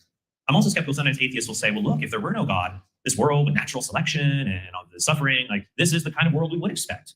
But I'm skeptical of that too, because I think if atheism is true, we might expect nothing to exist, or a world that only has hydrogen atoms, or a world without conscious life. If the fine-tuning argument works, and I know you and Joe did a little video about that, Joe put the argument somewhat high, a powerful argument, then it's like a world that's like this is very unexpected on atheism. So I apologize. I don't want to dump too much. Well, come on, Trent. So we know that the fine-tuning argument is really just a subset of the problem of weird stuff. And atheism has or naturalism has a principled argument response to this, right? Which is just that, well, we don't know everything, right? As far as you know, there could be good reasons that we're just ignorant of as to why weird stuff exists. And we can postulate various explanations for weird stuff. Like maybe it's just necessary that the universe existed, or that it had the constants that it had. Or maybe the universe has sort of some intrinsic impetus towards producing constants that have life-giving properties. So there's various options on the table, but the fundamental issue is that there's no reason we should expect to have answers to these questions, being as limited as we are under naturalism. So the problem of weird stuff is not really that much of a problem under atheism. I definitely want to have more back and forth, but it's interesting. Yeah, no, I want to respond to a few things that you said. Also, I forgot to actually respond. So Trent was talking about what sort of level of suffering we would expect under natural selection, and answered that with an appeal to fine-tuning, which is a separate question, right? So it could be the case, if fine-tuning goes through, it could be a powerful argument for the existence of God. I don't think it is, but supposing that it were, you could then have the further question as to, well, what sort of universe would you expect to see after the fine-tuning, right? And it's not really clear that why God would fine-tune a universe with so much suffering in it, right? And that's precisely the point. That counts against what. So maybe fine-tuning is an argument for God, but then there's another one that's against it, right? Which is to say that there's so much suffering that exists in the universe. And naturalism has an explanation for this, right? Which is that if natural selection, given the constants that we have that allow for natural selection, this is actually kind of what you'd expect to see, a kind of some good stuff, but also a lot of bad stuff, and kind of just a hodgepodge of mixture, right? And things being very unsatisfactory. I don't really know how you can get around that by just changing the topic and talking about something else. That's sort of like saying, well, it may be the case that the evidence for the resurrection of Jesus is good, right? But you see, miracles are impossible because in principle, it's impossible to violate the laws of nature. Like, that's just a separate argument, right?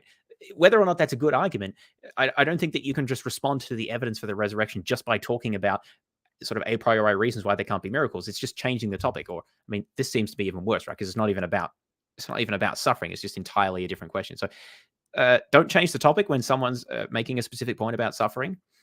And then if you're going to, then don't just give an answer that the atheist can give precisely in a mirror form, which is what I tried to do. They just parody that by, well, there's the problem of bad stuff. Well, we can get around that by saying God might have his reasons and we wouldn't expect to know what those would be. And here's some candidate ones, which we can just sort of throw out there without thinking too much about it. Well, the atheist naturalist can do precisely the same thing. So what is the point? If we're not actually going to give serious hypotheses here that can be investigated in depth, we might as well just go home and say, I think this and you think that. Like, I just don't see the point in answers like that, which is, well, we don't really know, but here's some possibilities. Well, actually, I do know the point of answers like that. It's to just it's to stop the faithful from doubting too much, right? It's not going to convince any atheist, but it might just be enough to hold in the doubt of certain believers. But I think that's pretty crap, really. We can do better. We can do better. The first thing was about epistemic distance, which we haven't spoken about yet. You say, well, maybe the reason that God puts a distance between himself and us is for the same reason that a parent might distance themselves from a child, such that they don't feel constantly overbearing. They need the freedom to be able to choose to do things for their own sake, not because they feel like somebody's watching over their shoulder.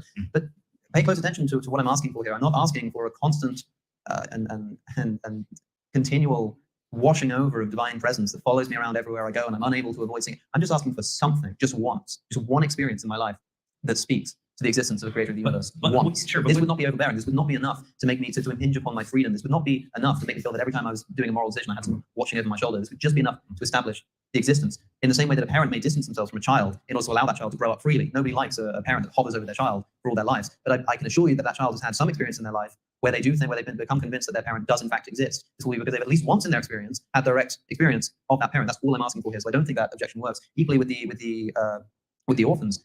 Sure, the equivalent of the orphans saying, like, look, our parents were terrible, so we have no parents. That obviously doesn't follow. But you're asking me here, like, or the premise of this is why I'm not a Christian. And no Christian God is the kind of God that would be subject to that kind of analogy. Finally, you said that we can imagine a world in which there is suffering as being more worthwhile because there are certain goods which are parasitic upon certain evils. You can't have compassion without suffering. You can't have forgiveness without evil and immorality and these kinds of things. And so God actualizes a world in which these evils exist in order to allow for these second order goods. Now, there was a question that I asked in a podcast that myself and Trent and Cameron and Joe did recently, but I more asked it to Cameron, but I'm interested to ask it to you now because we didn't really discuss it from your perspective, which is when somebody says, well, I'm glad we live in a world where there is pain and suffering because this allows us to have things like compassion and bravery, and it allows us to have forgiveness, which wouldn't be possible if we didn't have these evils to respond to. The example I gave yesterday was that of Martin Luther King Jr., who is widely considered to be a good man. Okay, why is he good? Because he overcame the evils of racism. Sure. Are we glad to find ourselves in a world where there has been this kind of racism so that we can have the good of something like overcoming it with Martin Luther King? Or would we rather live in a world where there were no racism in the first place and no need for Martin Luther King? Forgiveness and compassion, these things are only good insofar as they overcome some evil. I'd rather do without the evil and without the need to overcome it. Saying that it's good to have the evil so that we can get good out of overcoming it is just like saying that we should be very glad at the existence of cancer, because if we didn't have cancer, then we wouldn't be able to reach the good of cancer research and people coming up with chemotherapy. This seems to me ridiculous. And I imagine that you would take problem with that analogy, because surely, at least in the case of something like cancer research and possibly with the Martin Luther King example, I mean, would you rather live in a world where there had been no racism and no need for Martin Luther King, or in a world where there was racism so that we get the good of combating racism? That just to me seems bizarre. I think the way to answer that. Yeah, so very good point. That's one of the things that I mentioned while we're paused here. Thanks to Jefferson. I'd like to see this super chat donate to the care and feeding of that plant. Yeah, I agree. I have been thinking a lot about that plant and how it really feels out of place here. It feels like it just wants to do its own thing, right? And be left out of all of this. But it's been put there very deliberately. Sort of looking straight at it. Yeah. So well, let's hope the plant's doing well. All right, let's see what Trent has to say about this. That is to say, well, imagine suppose we lived in an alternative world that did not have racism, but it had every other evil. Perhaps it was a world where everyone belonged to the same race. And we had all the same evils we still have right now. I suspect your probability about God wouldn't change that much, given all the other evils that exist. So there's so many other evils. You'd rather live in a world with or without racism. There's still so many other evils associated with human beings. That question you asked me is like asking, would the world be better without human beings? Like, surely our world without genocide and rape and human evils, wouldn't the world just be better without human beings? And my answer is no, it would not be better, actually, because humans also bring unique goods with them, and the harm inflicted by the evils can be. Oh, humans bring unique goods with them. So the world is better with humans than without it. So the world became better when God created humans than it was with only God. Do we see the problem here? How can God improve on himself? I don't understand. This doesn't make any sense at all when we're supposed to be talking about the grounds of morality and comparing different possibilities. Nothing can improve on God. I don't understand how God with humans, especially as flawed as they are, is better than just God himself. That seems to contradict the whole notion of divine aseity and other properties of God. Also, putting that aside, it's interesting. Trent doesn't seem to want to be forced into the position where he has to say it's actually good that racism existed because of the fact that we can have people like Martin Luther King to overcome it or help to overcome it. Obviously, he doesn't want to say that. So what he does is lump everything together and just say, well, it's better to have all of these sufferings, but with humans than to not, right? So he's basically going to present it, well, he did, as a take it or leave it deal. You either have all of the horrible things with humanity, or you have no humanity, and then, of course, none of the horrible things, even though you still have animal suffering. So that doesn't really resolve the problem. And then most people are going to say, well, I think on net, not everyone says this, but most people would say, it's better to have humanity with its flaws than not have it at all, right? And so that sounds very reasonable. But that's precisely not the question that Alex asked. And it's also not the question available to God, unless you can give a reason as to why God could only create a world with racism than one otherwise alike, but without racism. Wasn't that available to God? Couldn't God have actualized a world in which there were, say, there was only one race and there was no racism, or maybe where sexual dimorphism was less, so we didn't have sexism? I mean, all sorts of possibilities available to God. Maybe exactly how everything is, but just like children don't get cancer so much, like maybe something like that, right? Are these possibilities not available to God? Surely they are, right? And if so, then we have to ask the question, why did God choose to actualize the world in the way that it is, rather than in this alternate possible way? And Trent needs to say that God had a good reason for doing it the way that it was, unless God is to just be malicious or evil or vindictive or indifferent or whatever, which I don't think any of those are going to work. So he must have had a good reason for it. And so Trent is in the position of having to say that it's better that God created a world with racism than one without. He just has to say that, right? And in fact, it's pretty much is what he said before when he said that evils that look gratuitous under theism or under Christianity are actually not, right? They may look gratuitous, like there's no reason for them, but in fact, there is a reason. We just don't know what it is. So why not own that, Trent, and just say, yes, it is better that God created a world with racism, or with the capacity for racism, or with the foreknowledge that there would be racism, however you want to frame that, doesn't make much difference from my point of view. And just own that and say, yeah, it is good, right? We might not know exactly why it's good, but it is good. And then all Alex has to say is that we don't have, the only reason for thinking that Trent is right there is precisely because of his Christianity, right? So that's there's no independent reason for believing that racism, or at least a world that had racism, is better than one without it. The only reason for thinking it is because you needed to save Christianity. And that's a win as far as I'm concerned, right? You can't demonstrate that there aren't reasons for it, but I think it's a win just to say that the theist has to just invoke this implausible assumption or premise in order to save their worldview. Now, everyone has to do that to some extent, right? You have to add in sort of ad hoc postulates, because no worldview is perfect, right? If you think your worldview is perfect, you need to read some more philosophy, my friend. It's just, no worldview has all the answer to everything, right? But the more of these implausibilities mount, then I think that undermines the case for theism. Certainly the sort of traditional theism that Trent is defending. I know there are other forms of theism that don't have all the same issues here, like open theism, I think is quite interesting. But anyway, and so that's sort of the point, right? Trent, it feels like, is really trying to avoid having to say that, yes, it's better that God created a world with racism, or with the capacity for racism, even though he actually is committed to that view, as far as I can tell from his position and what he just said before. And so in order to get around that, I think very slimily, he just lumps everything together and makes it as an all or nothing. It's either you take humanity as it is, or with its flaws, or you get rid of it. As if that was the decision presented to God. And this is a key thing. As if that were the decision or the question presented to God, which of course it wasn't. So that's irrelevant to the question. It's not relevant as to whether I would take humanity or leave it. The question is, as a designer, omnibenevolent, omnipotent God, omnipotent God, would I make it that way? If the answer seems to be no, then we have a problem. We have evidence that seems to contradict the hypothesis. And that's the point here that Alex was drawing out. And Trent seems to have sort of wormed around that. I mean, let's see if Alex brings him back on that. Be conquered and overcome. But ultimately, when I hear your protestation, and it's a rightful protestation you have against evil, you speak about it as if it's this objective thing that's wrong, that we have a duty to remove. And I have a hard time squaring that on an atheistic worldview, the views of either there being objective good and objective right and wrong, or of intrinsic human dignity. Humans have this value that non-humans do. Oh, okay, we're changing the topic now. So now, instead of talking about what state of affairs would be expected under theism, and does that align with, say, the existence of racism and other things, we're now talking about how to ground morality. That is a separate issue, which has now been lumped in. But of course, as a naturalist, we know that these are really just all part of the same thing. Weird stuff that exists, right? And we have an answer to this, right? I don't want to go through. I don't think those are good answers, right? But I'm just saying that you can parody the theist by just lumping everything together into one very broad category, and then giving sort of vague, non-committal answers to, well, maybe this, or maybe that, or maybe it's necessary that this is the case, or maybe there's some sort of mysterious property that we don't understand, whatever.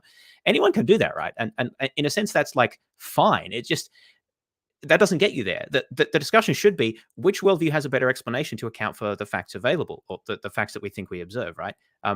And just sort of lumping things together and then giving vague generalities doesn't even start that discussion, in my opinion, or barely starts the discussion. So it's not very helpful. And what Trent's doing here is likewise unhelpful, because he keeps flitting from one thing to another.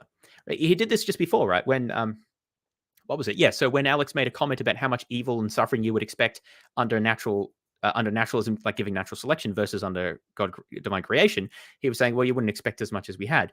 And Trent said, well, you would, because of, Trent said that you wouldn't actually expect the world that we see under naturalism because of fine tuning, which is an entirely separate argument. He's doing the same thing again. Now he's saying, well, actually, you can defend God's choice to make the world as we see it, because under naturalism, you wouldn't actually expect there to be any intrinsic value of humans, which is, again, an entirely separate issue. I mean, I guess you can say, well, there's some connection. They both relate to morality in some vague way, right? But they're pretty different, right? And by worming from one to another whenever he seems to be pressed on one, I think that it's a tactic that allows him to avoid being pressed on the specifics of anything in particular. And specifically, it allows him to avoid having to give a clear and concise explanation for how his his belief system accounts for or expects the phenomena that we actually observe. Like, why do you expect racism to exist, and sexism and all these other things. Why did God make the world such that those things would come into being and be such a profound force for evil? God could have done it differently, right? He could have made us all of the same race. He could have made the sexes more similar, or other initial conditions different, such that sexism never became a really big thing, right? God could have made it that way, but he decided that it was good to put those things in, right? Why? Let's actually have that discussion and ask, what is the theistic explanation for this, and not change the topic and start talking about the grounding of morality. This drives me nuts, right? Let's focus on one thing and assess different theories on the basis of their explanatory success with respect to that phenomena, and then we can move on to another one, not jump from one to another when it's convenient for rhetorical purpose. Not have, which informs many of our moral judgments, to prefer human welfare over the welfare of other creatures. So that's the other bright spot in the evil that I can't explain without. I feel. Why is Trent? Why does he dig on this point about preferring human welfare to the welfare of other creatures? Like, people like Peter Singer specifically denounce that view as being specious, right? That we shouldn't prefer the welfare of any one species over another. That we should weight all welfare equally. Now, some species or creatures will have a greater capacity for welfare because of biological differences between species. But that welfare, insofar as it is actualized, insofar as it exists, is weighted equally. It's not like we evaluate how much well-being a pig experiences and then downweight that when we add it to a human. According to Singer, it's just, well, you evaluate that.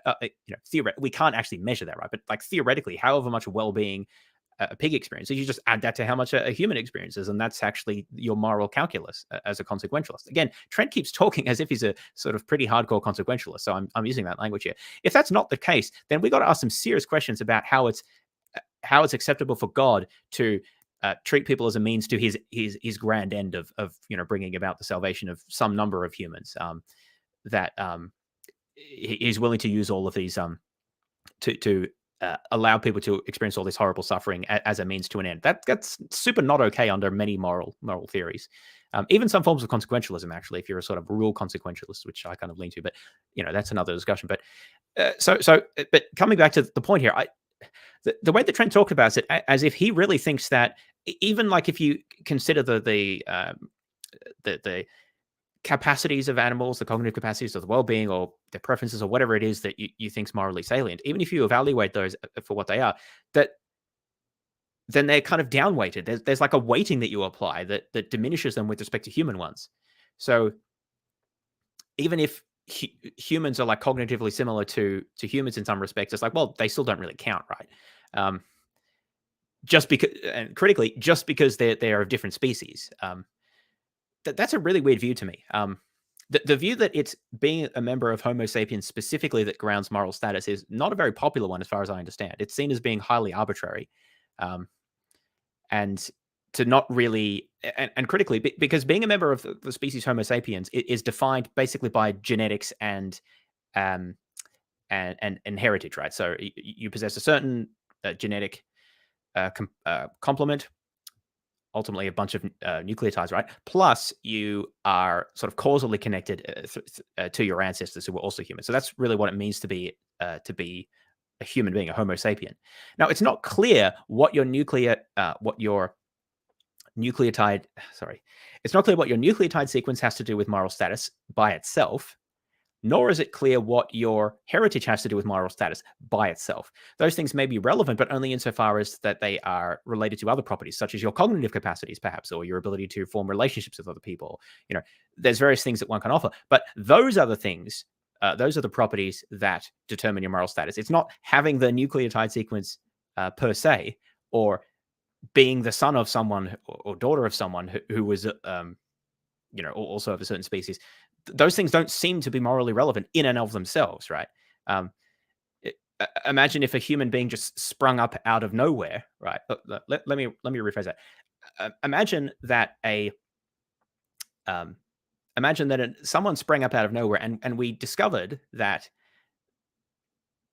they actually have a different genetic sequence, so they're not human, but they kind of act like a human, right? For all intents and purposes, they're human, but technically they're a member of a different species, right? Maybe they're a Neanderthal, actually. That's an interesting example. Pretty sure they're a technically different species. I'm not sure if they're considered I think some people consider them a subspecies of Homo sapiens, but of course we could go back further and we could just pick a different hominid species that is distinct. But we don't have to appeal to a specific example. We could just imagine some beings sprang up from nowhere. And the question would be, what moral status would they have? And I think any sane answer to the question has to be, well, the moral status that they have is dependent on their capacities and capabilities, and not dependent on whether or not they have a particular genetic sequence. That's just ridiculous. And so I think that Trent's approach to ground moral status specifically in terms of species doesn't make any sense. It doesn't track morally relevant properties. Now, I think that he would try to make it track that by saying, well, humans are made in the image of God, right? And other species aren't.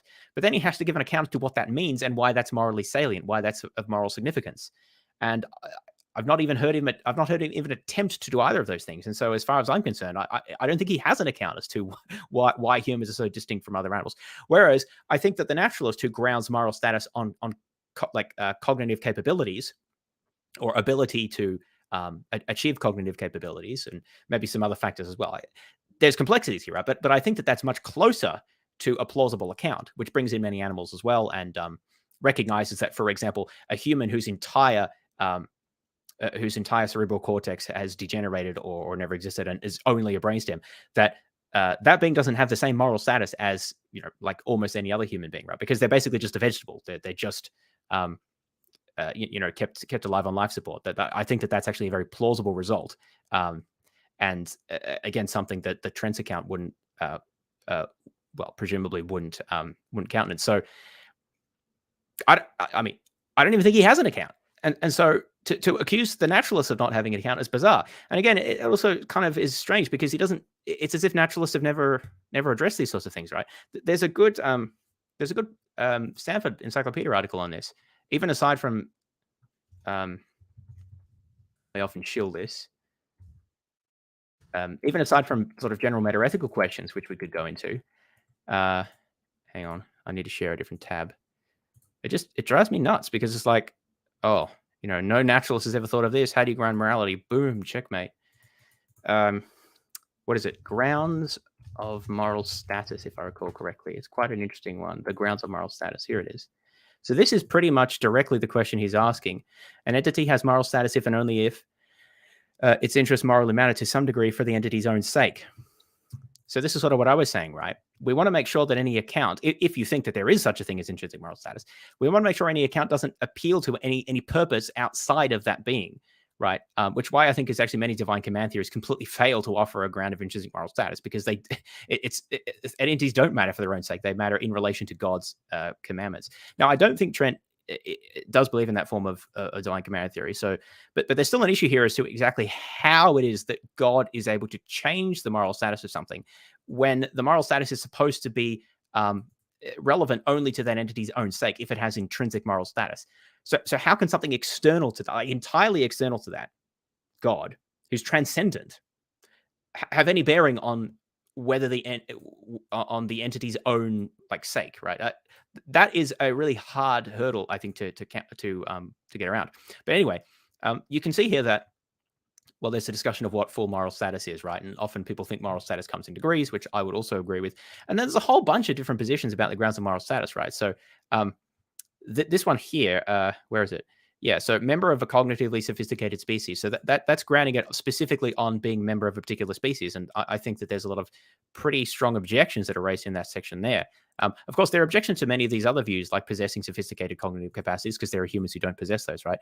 Or capacity to develop those, or whether they're incompletely realized, forming special relationships with those who can experience cognitively sophisticated capacities. So, it's fair enough to say that we don't have a fully accepted account, right? All the accounts have problems, but Trent's not saying that, right? He's actually kind of saying that, look, none of these accounts exist. The only one that kind of exists is this one, except it's not even really this, right? It's actually just some sort of vague theistic gesturing about made in the image of God. And I mean, just that's not the case, right? Let's have a talk about all those other views, right? Well, and of course, there are other issues in meta-ethics too, but those that's just sort of one aspect that's related to what he was talking about. Anyway, I'm just thinking, I've got a little bit more time. We might get to halfway through, which is actually pretty good for me. So let's keep going here. This is a misguided objection. The reason is that what I'm doing here is I'm offering what might sometimes be called an internal critique of Christianity. I'm not claiming that there exist objective moral standards. Yeah, here we go. This is what I'm saying is that for me, the problem of evil and suffering is not a problem. It's exactly what I expect to find in the world. For the Christian, it is a problem. because you are asserting the existence of objective goodness, and you are asserting the existence of an objectively good God. And so when I say that like God wouldn't allow this evil to take place, and you might say, well, as an atheist, how can you even call it evil? Well, this is what I'm asking you to describe, because you're the one claiming that there is an objective moral standard, and I'm saying that if there is an objective moral standard, then these examples of evil and suffering, or apparent evil and suffering, you are required to incorporate these into your worldview of objective morality. I don't know. It's a bit like it's a bit like, well, yeah, you must be if you want to contend that there's a moral God. You need to include within the permissibility of that moral God the suffering that we see in the world, which I think you would truly agree that that's something that you have to do. But can I just say, it's like, imagine you were having a discussion with like a flat earther or something. Not to make a comparison, I'm not saying this is anything like that. I've done an episode on flat Earth. It's interesting. Yeah, I've done the same. It's quite good fun. But I can imagine somebody kind of saying like, imagine you're a flat earther and I'm criticizing the flat Earth hypothesis, and I say, well, if the Earth is flat, then how do planes sort of get from this part of the world to this part of the world? That it would seem like it would be ridiculous to suggest that they could fly over this entire huge disk or around the big ice wall at the other side. And you said something like, but I thought you believed in a globe Earth. So how can you say that there's a problem with these planes flying around the equator because you believe it's a globe, right? It's like, yeah, but I'm criticizing your position. You think there's the flat Earth, and so you have to explain why you have this, how you solve this problem of the planes going around. So in the same way, when you say you're a Christian, I say I'm an atheist. I say, well, then how do you explain the problem on Christianity of the existence of evil and suffering? And you're saying, well, I thought you were an atheist. Where are you getting this evil and suffering thing from? It's like, well, I'm actually just criticizing your position here. You're the one who has to account for it, not me. You see what I'm saying? Yeah, I think I see what you're saying. That you're trying to say, well, you could have a worldview. I don't understand how this is something that needs to be explained to Trent. It's sort of the most obvious thing, right? So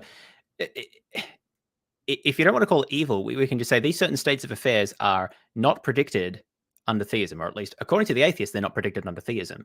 So they stand as evidence against let's say the Christian. They stand as evidence against the Christian account. The claim is that they are either predicted or at least not predicted, right? That they don't stand as evidence against the naturalist account or the atheist account, and that's all that there is to it, right?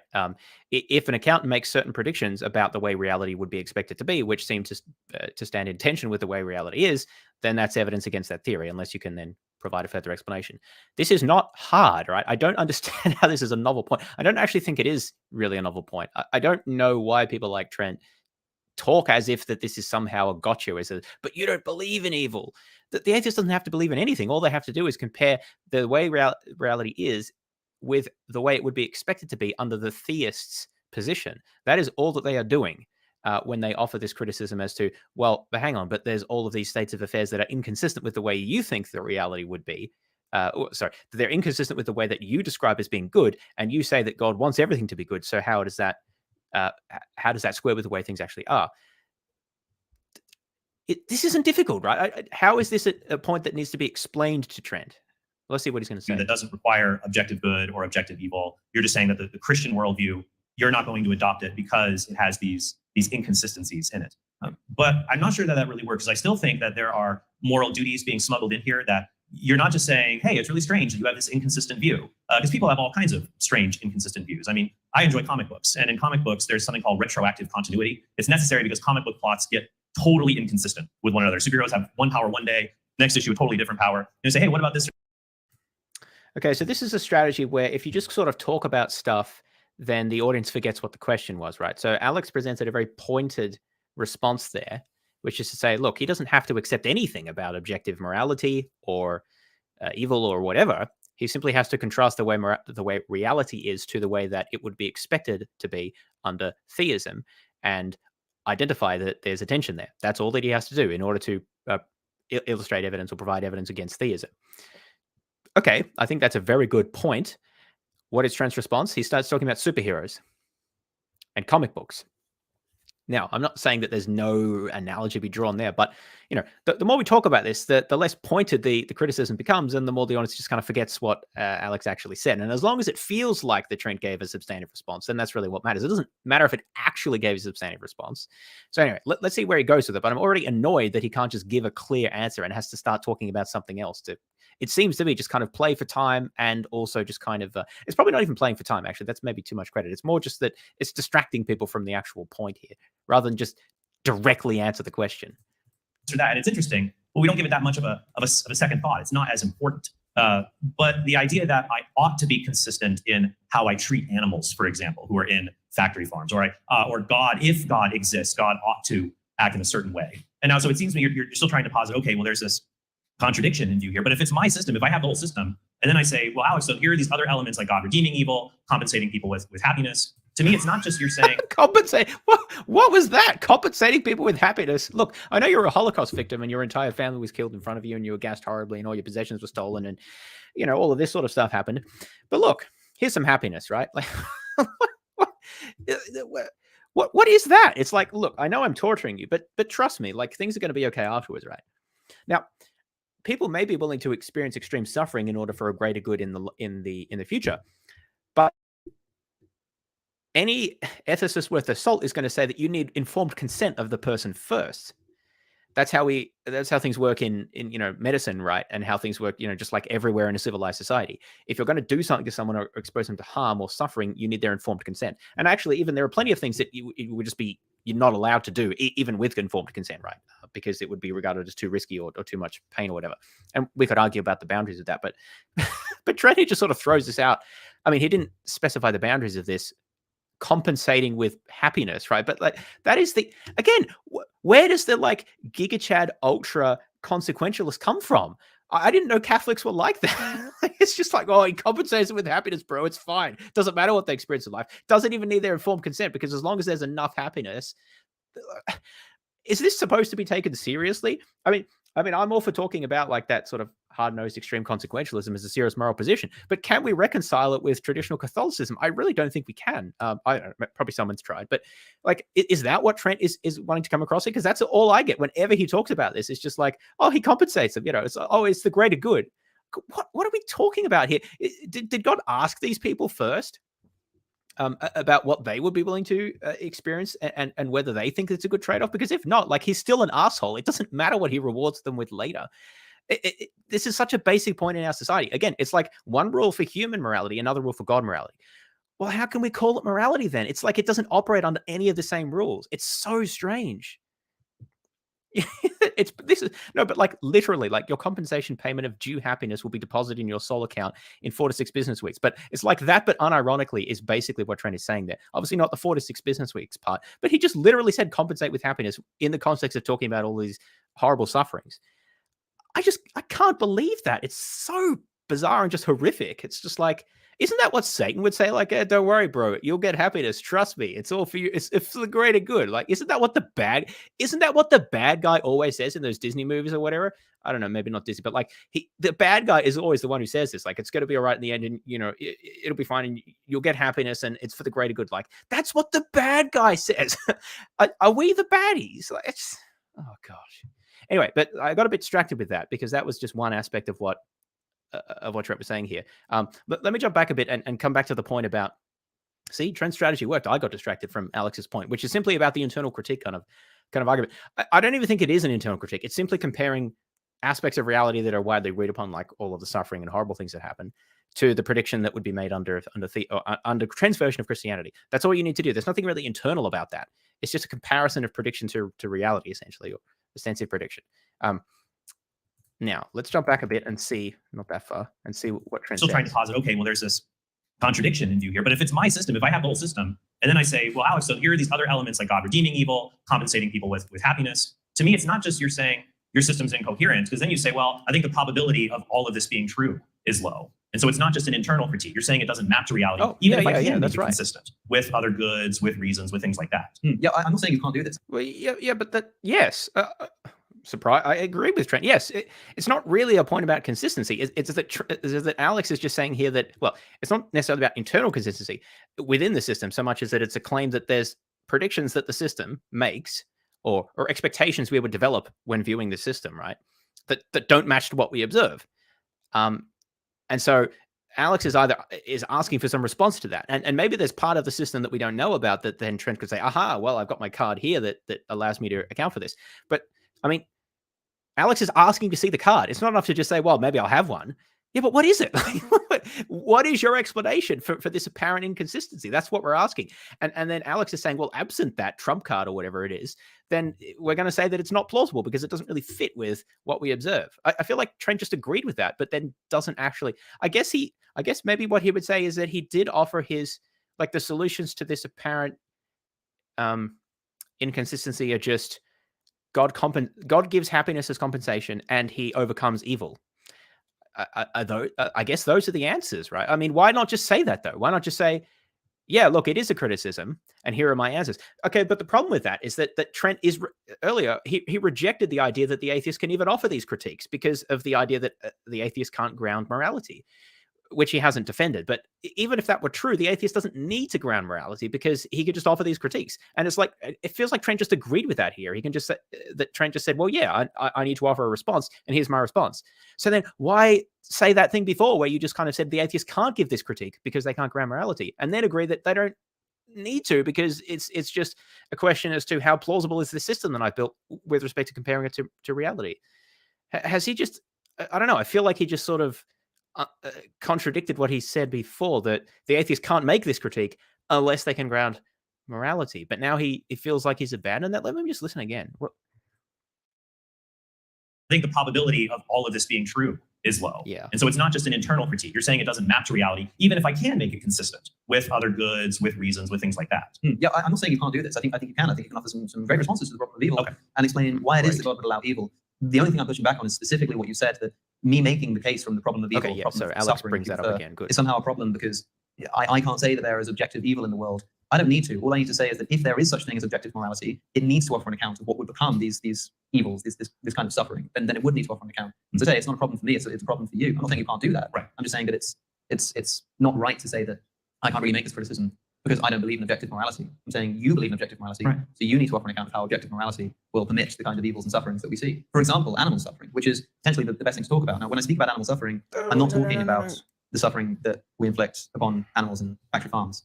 Because I'm talking about is the suffering. There's still further on somebody. There are cycle late make while we are trying to kind of money. But yeah, if you if we cannot, I don't know what you would say. I have two thoughts. One, I don't think the analogy works, because for God allowing suffering and the boys there and tearing up the club.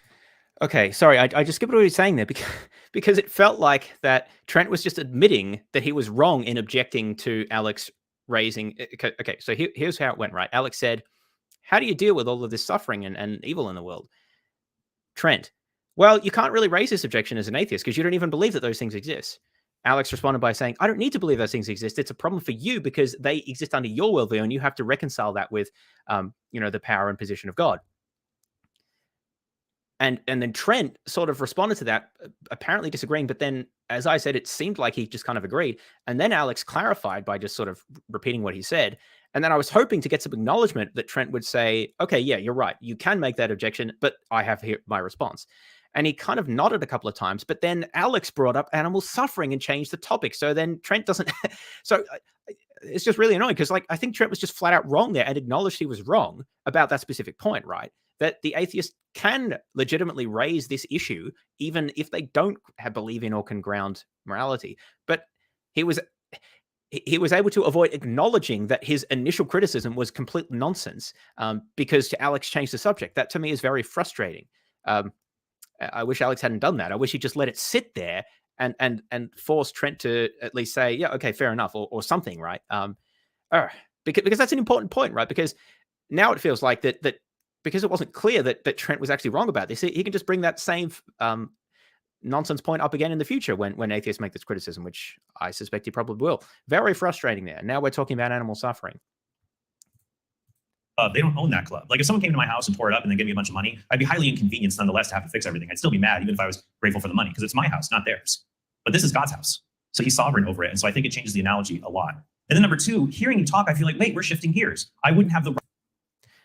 Yeah, so does God have the right to treat his kingdom any way he wishes simply because it's his? That is a very interesting ethical principle there, that if a being is sufficiently powerful, then there are no constraints on the way that they can treat other sentient beings. That's not expressly what Trent said, but it felt like that's what he was implied. I guess I skipped over the thought experiment. I don't really care what it was. Something about a club being torn up and compensated for. I need to wind up soon anyway, so I kind of want to finish out as soonish here. But the point is, whatever the exact analogy is, I think it's just completely implausible and not really consistent with any ethical principle that I'm aware of to say that a sovereign can treat their subjects however they like. that they don't have any obligations towards their subjects. I mean, even like absolute monarchs were thought to have certain responsibilities towards their subjects. It's not a position of equality there, and they didn't have modern notions of like democracy or representation in the way that we have. But there was always some expectation that there are roles that are performed by the sovereign that they are responsible to providing them. They are responsible to their subjects in the sense that they have an obligation to provide them. They can't just do whatever they want to their subjects. And I'm not really sure why we would expect that to be true of God, right? So God does have obligations towards us, I think, if God exists. And he can't just treat us however he wants, even if he is sovereign. I don't quite see how that would follow. And I feel like Trent may well agree with that. But the thing is, if that is true, well, then why bring up the fact that God is sovereign? If there's still a certain way that we would expect God to respond, like, for example, not treating people as means to an end that you can just then reward with like happiness down the road without asking them in advance. That's not the sort of thing I think a good sovereign can do. That's just immoral. And so saying, well, God created him, so, do what you want, right? Like, no. Where does that principle come from? Can we defend that principle, please? The principle that that a sufficiently powerful and wise being can act in any way he chooses with respect to sentient beings that he creates. Like, what's the defense of this principle that's grounded in any kind of ethical reasoning that I'm familiar with? I think that there isn't one, and it really just amounts to just an assertion on the theist part that, well, that's just the way it is because God's like super sovereign and deal with it kind of thing. I don't know. Maybe Trent wouldn't quite say that. That feels a bit too Calvinist, but I don't know. I feel like that when talking about God's sovereignty, they sometimes do lean in that direction. Others would others might respond a bit differently there. But yeah, that kind of response is, I think, very implausible there. And again, there's no effort made to actually defend a view like that. It's just sort of asserted as if, oh, that solves the problem. Like, the naturalists can just do this. Like, they just can just sort of assert whatever principle they like and hand wave the problem away without actually having to defend why that's plausible or how that resolves the problem. Let's see what the second thing is. Right to do this. I wouldn't be justified a lot. And then number two, hearing you talk, I feel like, wait, we're shifting gears. I wouldn't have the right to do this. I wouldn't be justified in doing this. So when I point that out to you, say, well, I'm not saying that, I'm not affirming this. It's an internal problem for you. But then when you describe the world, I feel like you're slipping back into using this objective kind of language to describe the way that they are. So for me, when I see this. Okay, so Trent hasn't acknowledged that the point was that Alex's point was fair. He's now, it seems, what's the word I'm looking for? The words escape me, but he's reaffirming that the atheist can't use normative language when criticizing theism because atheists don't believe in normative language, as if somehow you need to you need to agree with the ontological commitments that someone else makes in order to assess the plausibility of that language. Like, that's the stupidest thing imaginable, right? Like, by the same logic, you couldn't. So by the same logic, a Catholic couldn't criticize the Book of Mormon, right? Because they'd say, well, look at this event here. Like, that doesn't match up with, that doesn't make sense. Or this doesn't match up with this other thing. And then the Mormon just says, well, you don't even believe the Book of Mormon. So what are you talking about? You're speaking as if these events happen, but you don't believe they happen. So that's irrelevant. Would anyone accept that as a valid response? No, but that's exactly what Trent's doing here. He's saying, well, you can't use this language because you don't believe in that language. But Trent doesn't need to believe in that language. Sorry, I'm getting confused here. Alex doesn't need to believe in that language. Trent believes in it, and that's all that matters. Alex is critiquing his use of it with respect to certain properties of the world. That's all that he needs to do. How is this a difficult point? Why not just give the answer that Trent apparently thinks that he has to resolve these issues, or at least partially resolve these issues, I guess, of hiddenness and evil and whatever? Why not just give those and stop with this ridiculous dance about, well, you can't even make the criticism because you don't believe in the same commitments that I do. You don't need to accept someone's ontological commitments to criticize the fit between those commitments and things that we do agree with, or to criticize the internal consistency of those commitments either. Those things can be assessed entirely independently of whether one accepts those commitments. How is this difficult? It still doesn't provide a defeater that God is, that he's not all powerful. You posed one question: how do we explain the deer, the suffering of the deer? Here are some possible options. I don't know how plausible they are. I can do the same thing, like with my argument from intrinsic human dignity. Why is it the case that we can experiment on rats, kill pigs when we need to promote human flourishing, but we don't do that to human infants, even though they are not cognitively superior to these beings? Like, pigs are very intelligent, rats are intelligent. And if we say that for infants, well, okay, so that's a very good question, right? And we could have a discussion about that. What is Trent's answer, right? Because he's saying he has an answer that the atheist or naturalist doesn't. Let's hear what it is. You can make it extrinsic. It's just how we care about them. Well, when our feelings run out, that's dangerous for them. But if it's intrinsic just to the fact that members of the human species have value, non-humans do not, to me, while with animal suffering, I can give you explanations you find more or less plausible. I don't think atheism can do that for human dignity when it comes to the reason why. Because even when we talk to suffering, it's so interesting. I think that human suffering is something of a worse quality than animal suffering because humans are special. So I think the problem cuts back. Yeah, I mean, So his answer was he can give reasons or explanations that are more or less plausible, and he thinks humans are special. Can't the atheists just say humans are special? Like, if we don't need to justify that or ground it in anything further, you can just say that. You could just advance that premise. Well, just humans are special. End of story, right? Trent's going to say, well, yeah, but why? Well, okay, well, I'm going to ask, why are humans special? Is it because we're made in the image of God? That's what he said before. That's what theists usually say. Okay, what does that mean? And why does that grant a special moral status? I really need answers to those questions, because otherwise I'm not just going to accept like 5 words or however many it is as some answer to this difficult question. Is this a magic incantation that just sort of renders the problem moot as to the grounds of moral status made in the image of God? Why do people keep saying this as if it's some sort of answer? I've heard it so many times, and it's just, it doesn't even mean anything. What do you mean made in the image of God? God doesn't have an image. What are you talking about? What properties do we share in common with God? If it's in virtue of the fact that we possess certain properties that we have intrinsic moral status, then just appeal to those properties. You don't need to appeal to the fact that we're granted them by God or that we share them with God. What does that have to do with? That's not intrinsic, right? If you're saying that the reason why these properties are special is because they're shared with God, that's not intrinsic, right? So it's just a whole confusion, it seems to me. Getting overexcited here. I do not get how this is supposed to be an explanation. I'm sure that there's more to be said in a discussion, but let's have the discussion instead of just gesturing at the fact that we could have the discussion, which is literally what he said. Well, I could give you reasons. I won't actually do it, right? But I could give you explanations as to why, Christianity grounds in intrinsic moral status.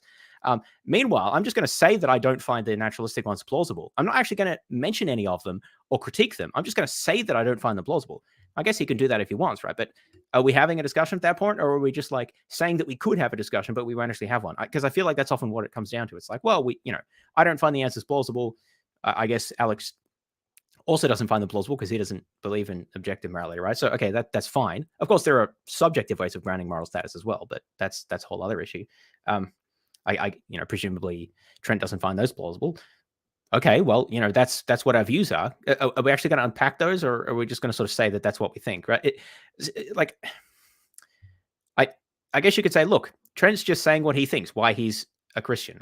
In that sense, okay, he doesn't have to give us the reasons. He can just sort of say in general terms, well, it's because of, I find these, I don't think, naturalism can ground moral status, and I think Christianity can.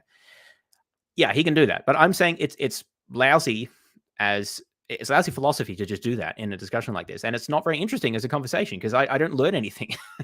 I don't think the audience really learns much either. And I think it's obfuscatory as well to make it sound like you have an answer, but not actually have given the answer. So that's why I'm saying I think that's just sort of crap. And I still have no idea how Trent thinks how Trent grounds moral status.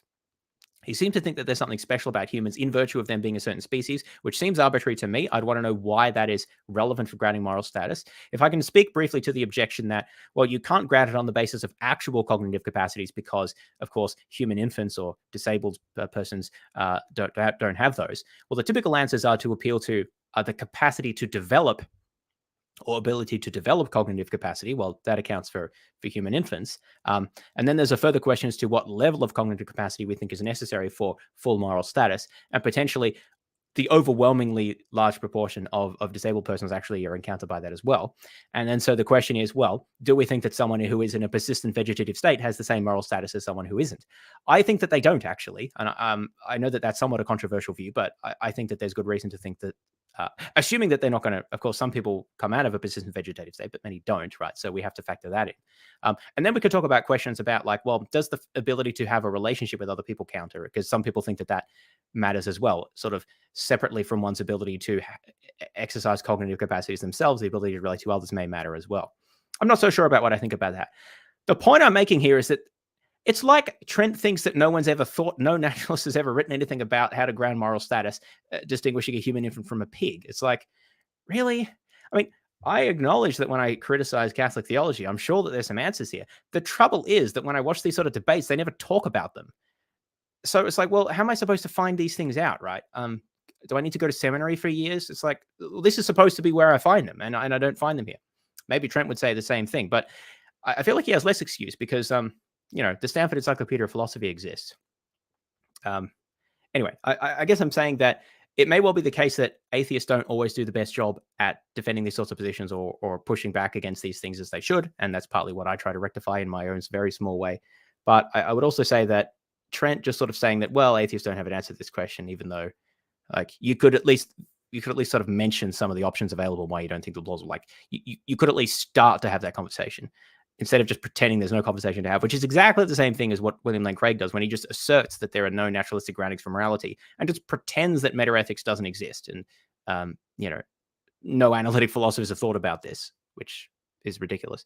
Anyway, I think that is probably where I will end about now because I'm going to get to bed soon. Let me just have a quick look at chat. I know that maybe I'll cover the second half later if I feel like it, or not, then not.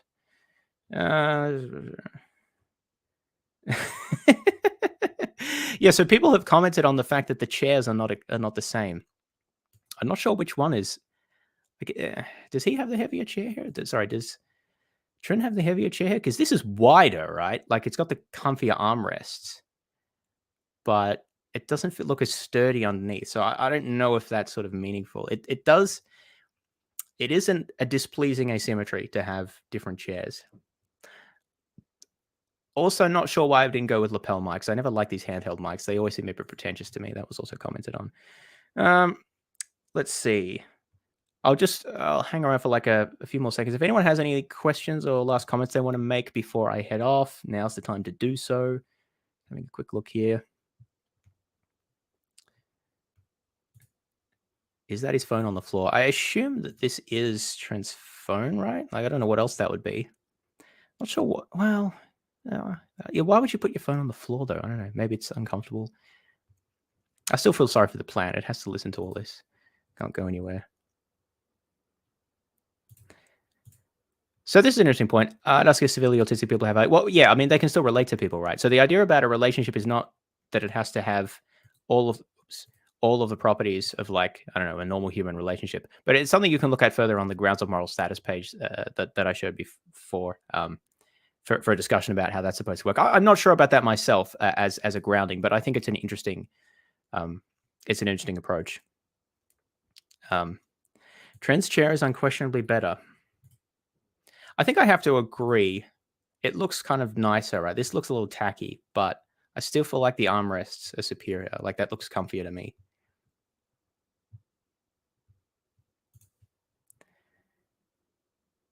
Did you see, I'm assuming that is Alex's convo with the guy from Deflate? Oh, yes, right. So I did see of it. I don't think yeah, was that a couple of months ago?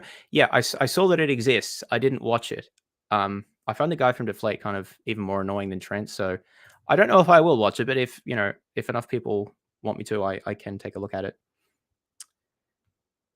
All right. Well, I might head off now then. Thanks everyone for listening. Hope you found something useful about this. Maybe I'll just say a couple of words in virtue of a conclusion. Obviously, I mostly criticized Trent here because I think he did more talking, but also I agree with more of what Alex had to say. I don't actually agree with Alex on a bunch of points, but I feel like mostly Alex raised fairly pertinent questions about suffering and evil, which I think are important issues to talk about. And Trent mostly danced around those, mostly saying that he could give answers, but not really giving them, or at best sort of vaguely gesturing at them without really putting any meat on the table, mixing my metaphors, putting any meat on the bones for the explanation and allowing us to then compare different explanations. And I feel like that's what a lot of apologists do. They mention that, so they point out problems with competing explanations and they just sort of assume that Christianity has an explanation for these things. I feel like a broken record constantly mentioning this, but like it seriously happens in almost every discussion. It's that, well, look, naturalism can't explain this. And they just sort of point at theism. Like, it's not even therefore theism. It's because that would be that's sort of obviously fallacious, right? So it's just like, naturalism can't explain that, huh? And they like hold up a Bible and kind of like, let us pray, not literally, but like, it feels like that's the strategy. It's just like showing you how bad the other guy is, but not showing you how bad your guy is. Like, maybe your guy's even worse, right? Or to put it another way, there's a lot of things on this heaven and earth, right? Or maybe just this earth that are confusing and difficult and hard to explain, right? So the mere fact that one worldview has trouble with some issues, which I'm happy to say naturalism does, I think that it actually works out pretty well. But sure, there are problems, there are issues. We don't have a full understanding of everything. But it doesn't. Nothing follows from that about the status of any other worldview until you do a comparative analysis.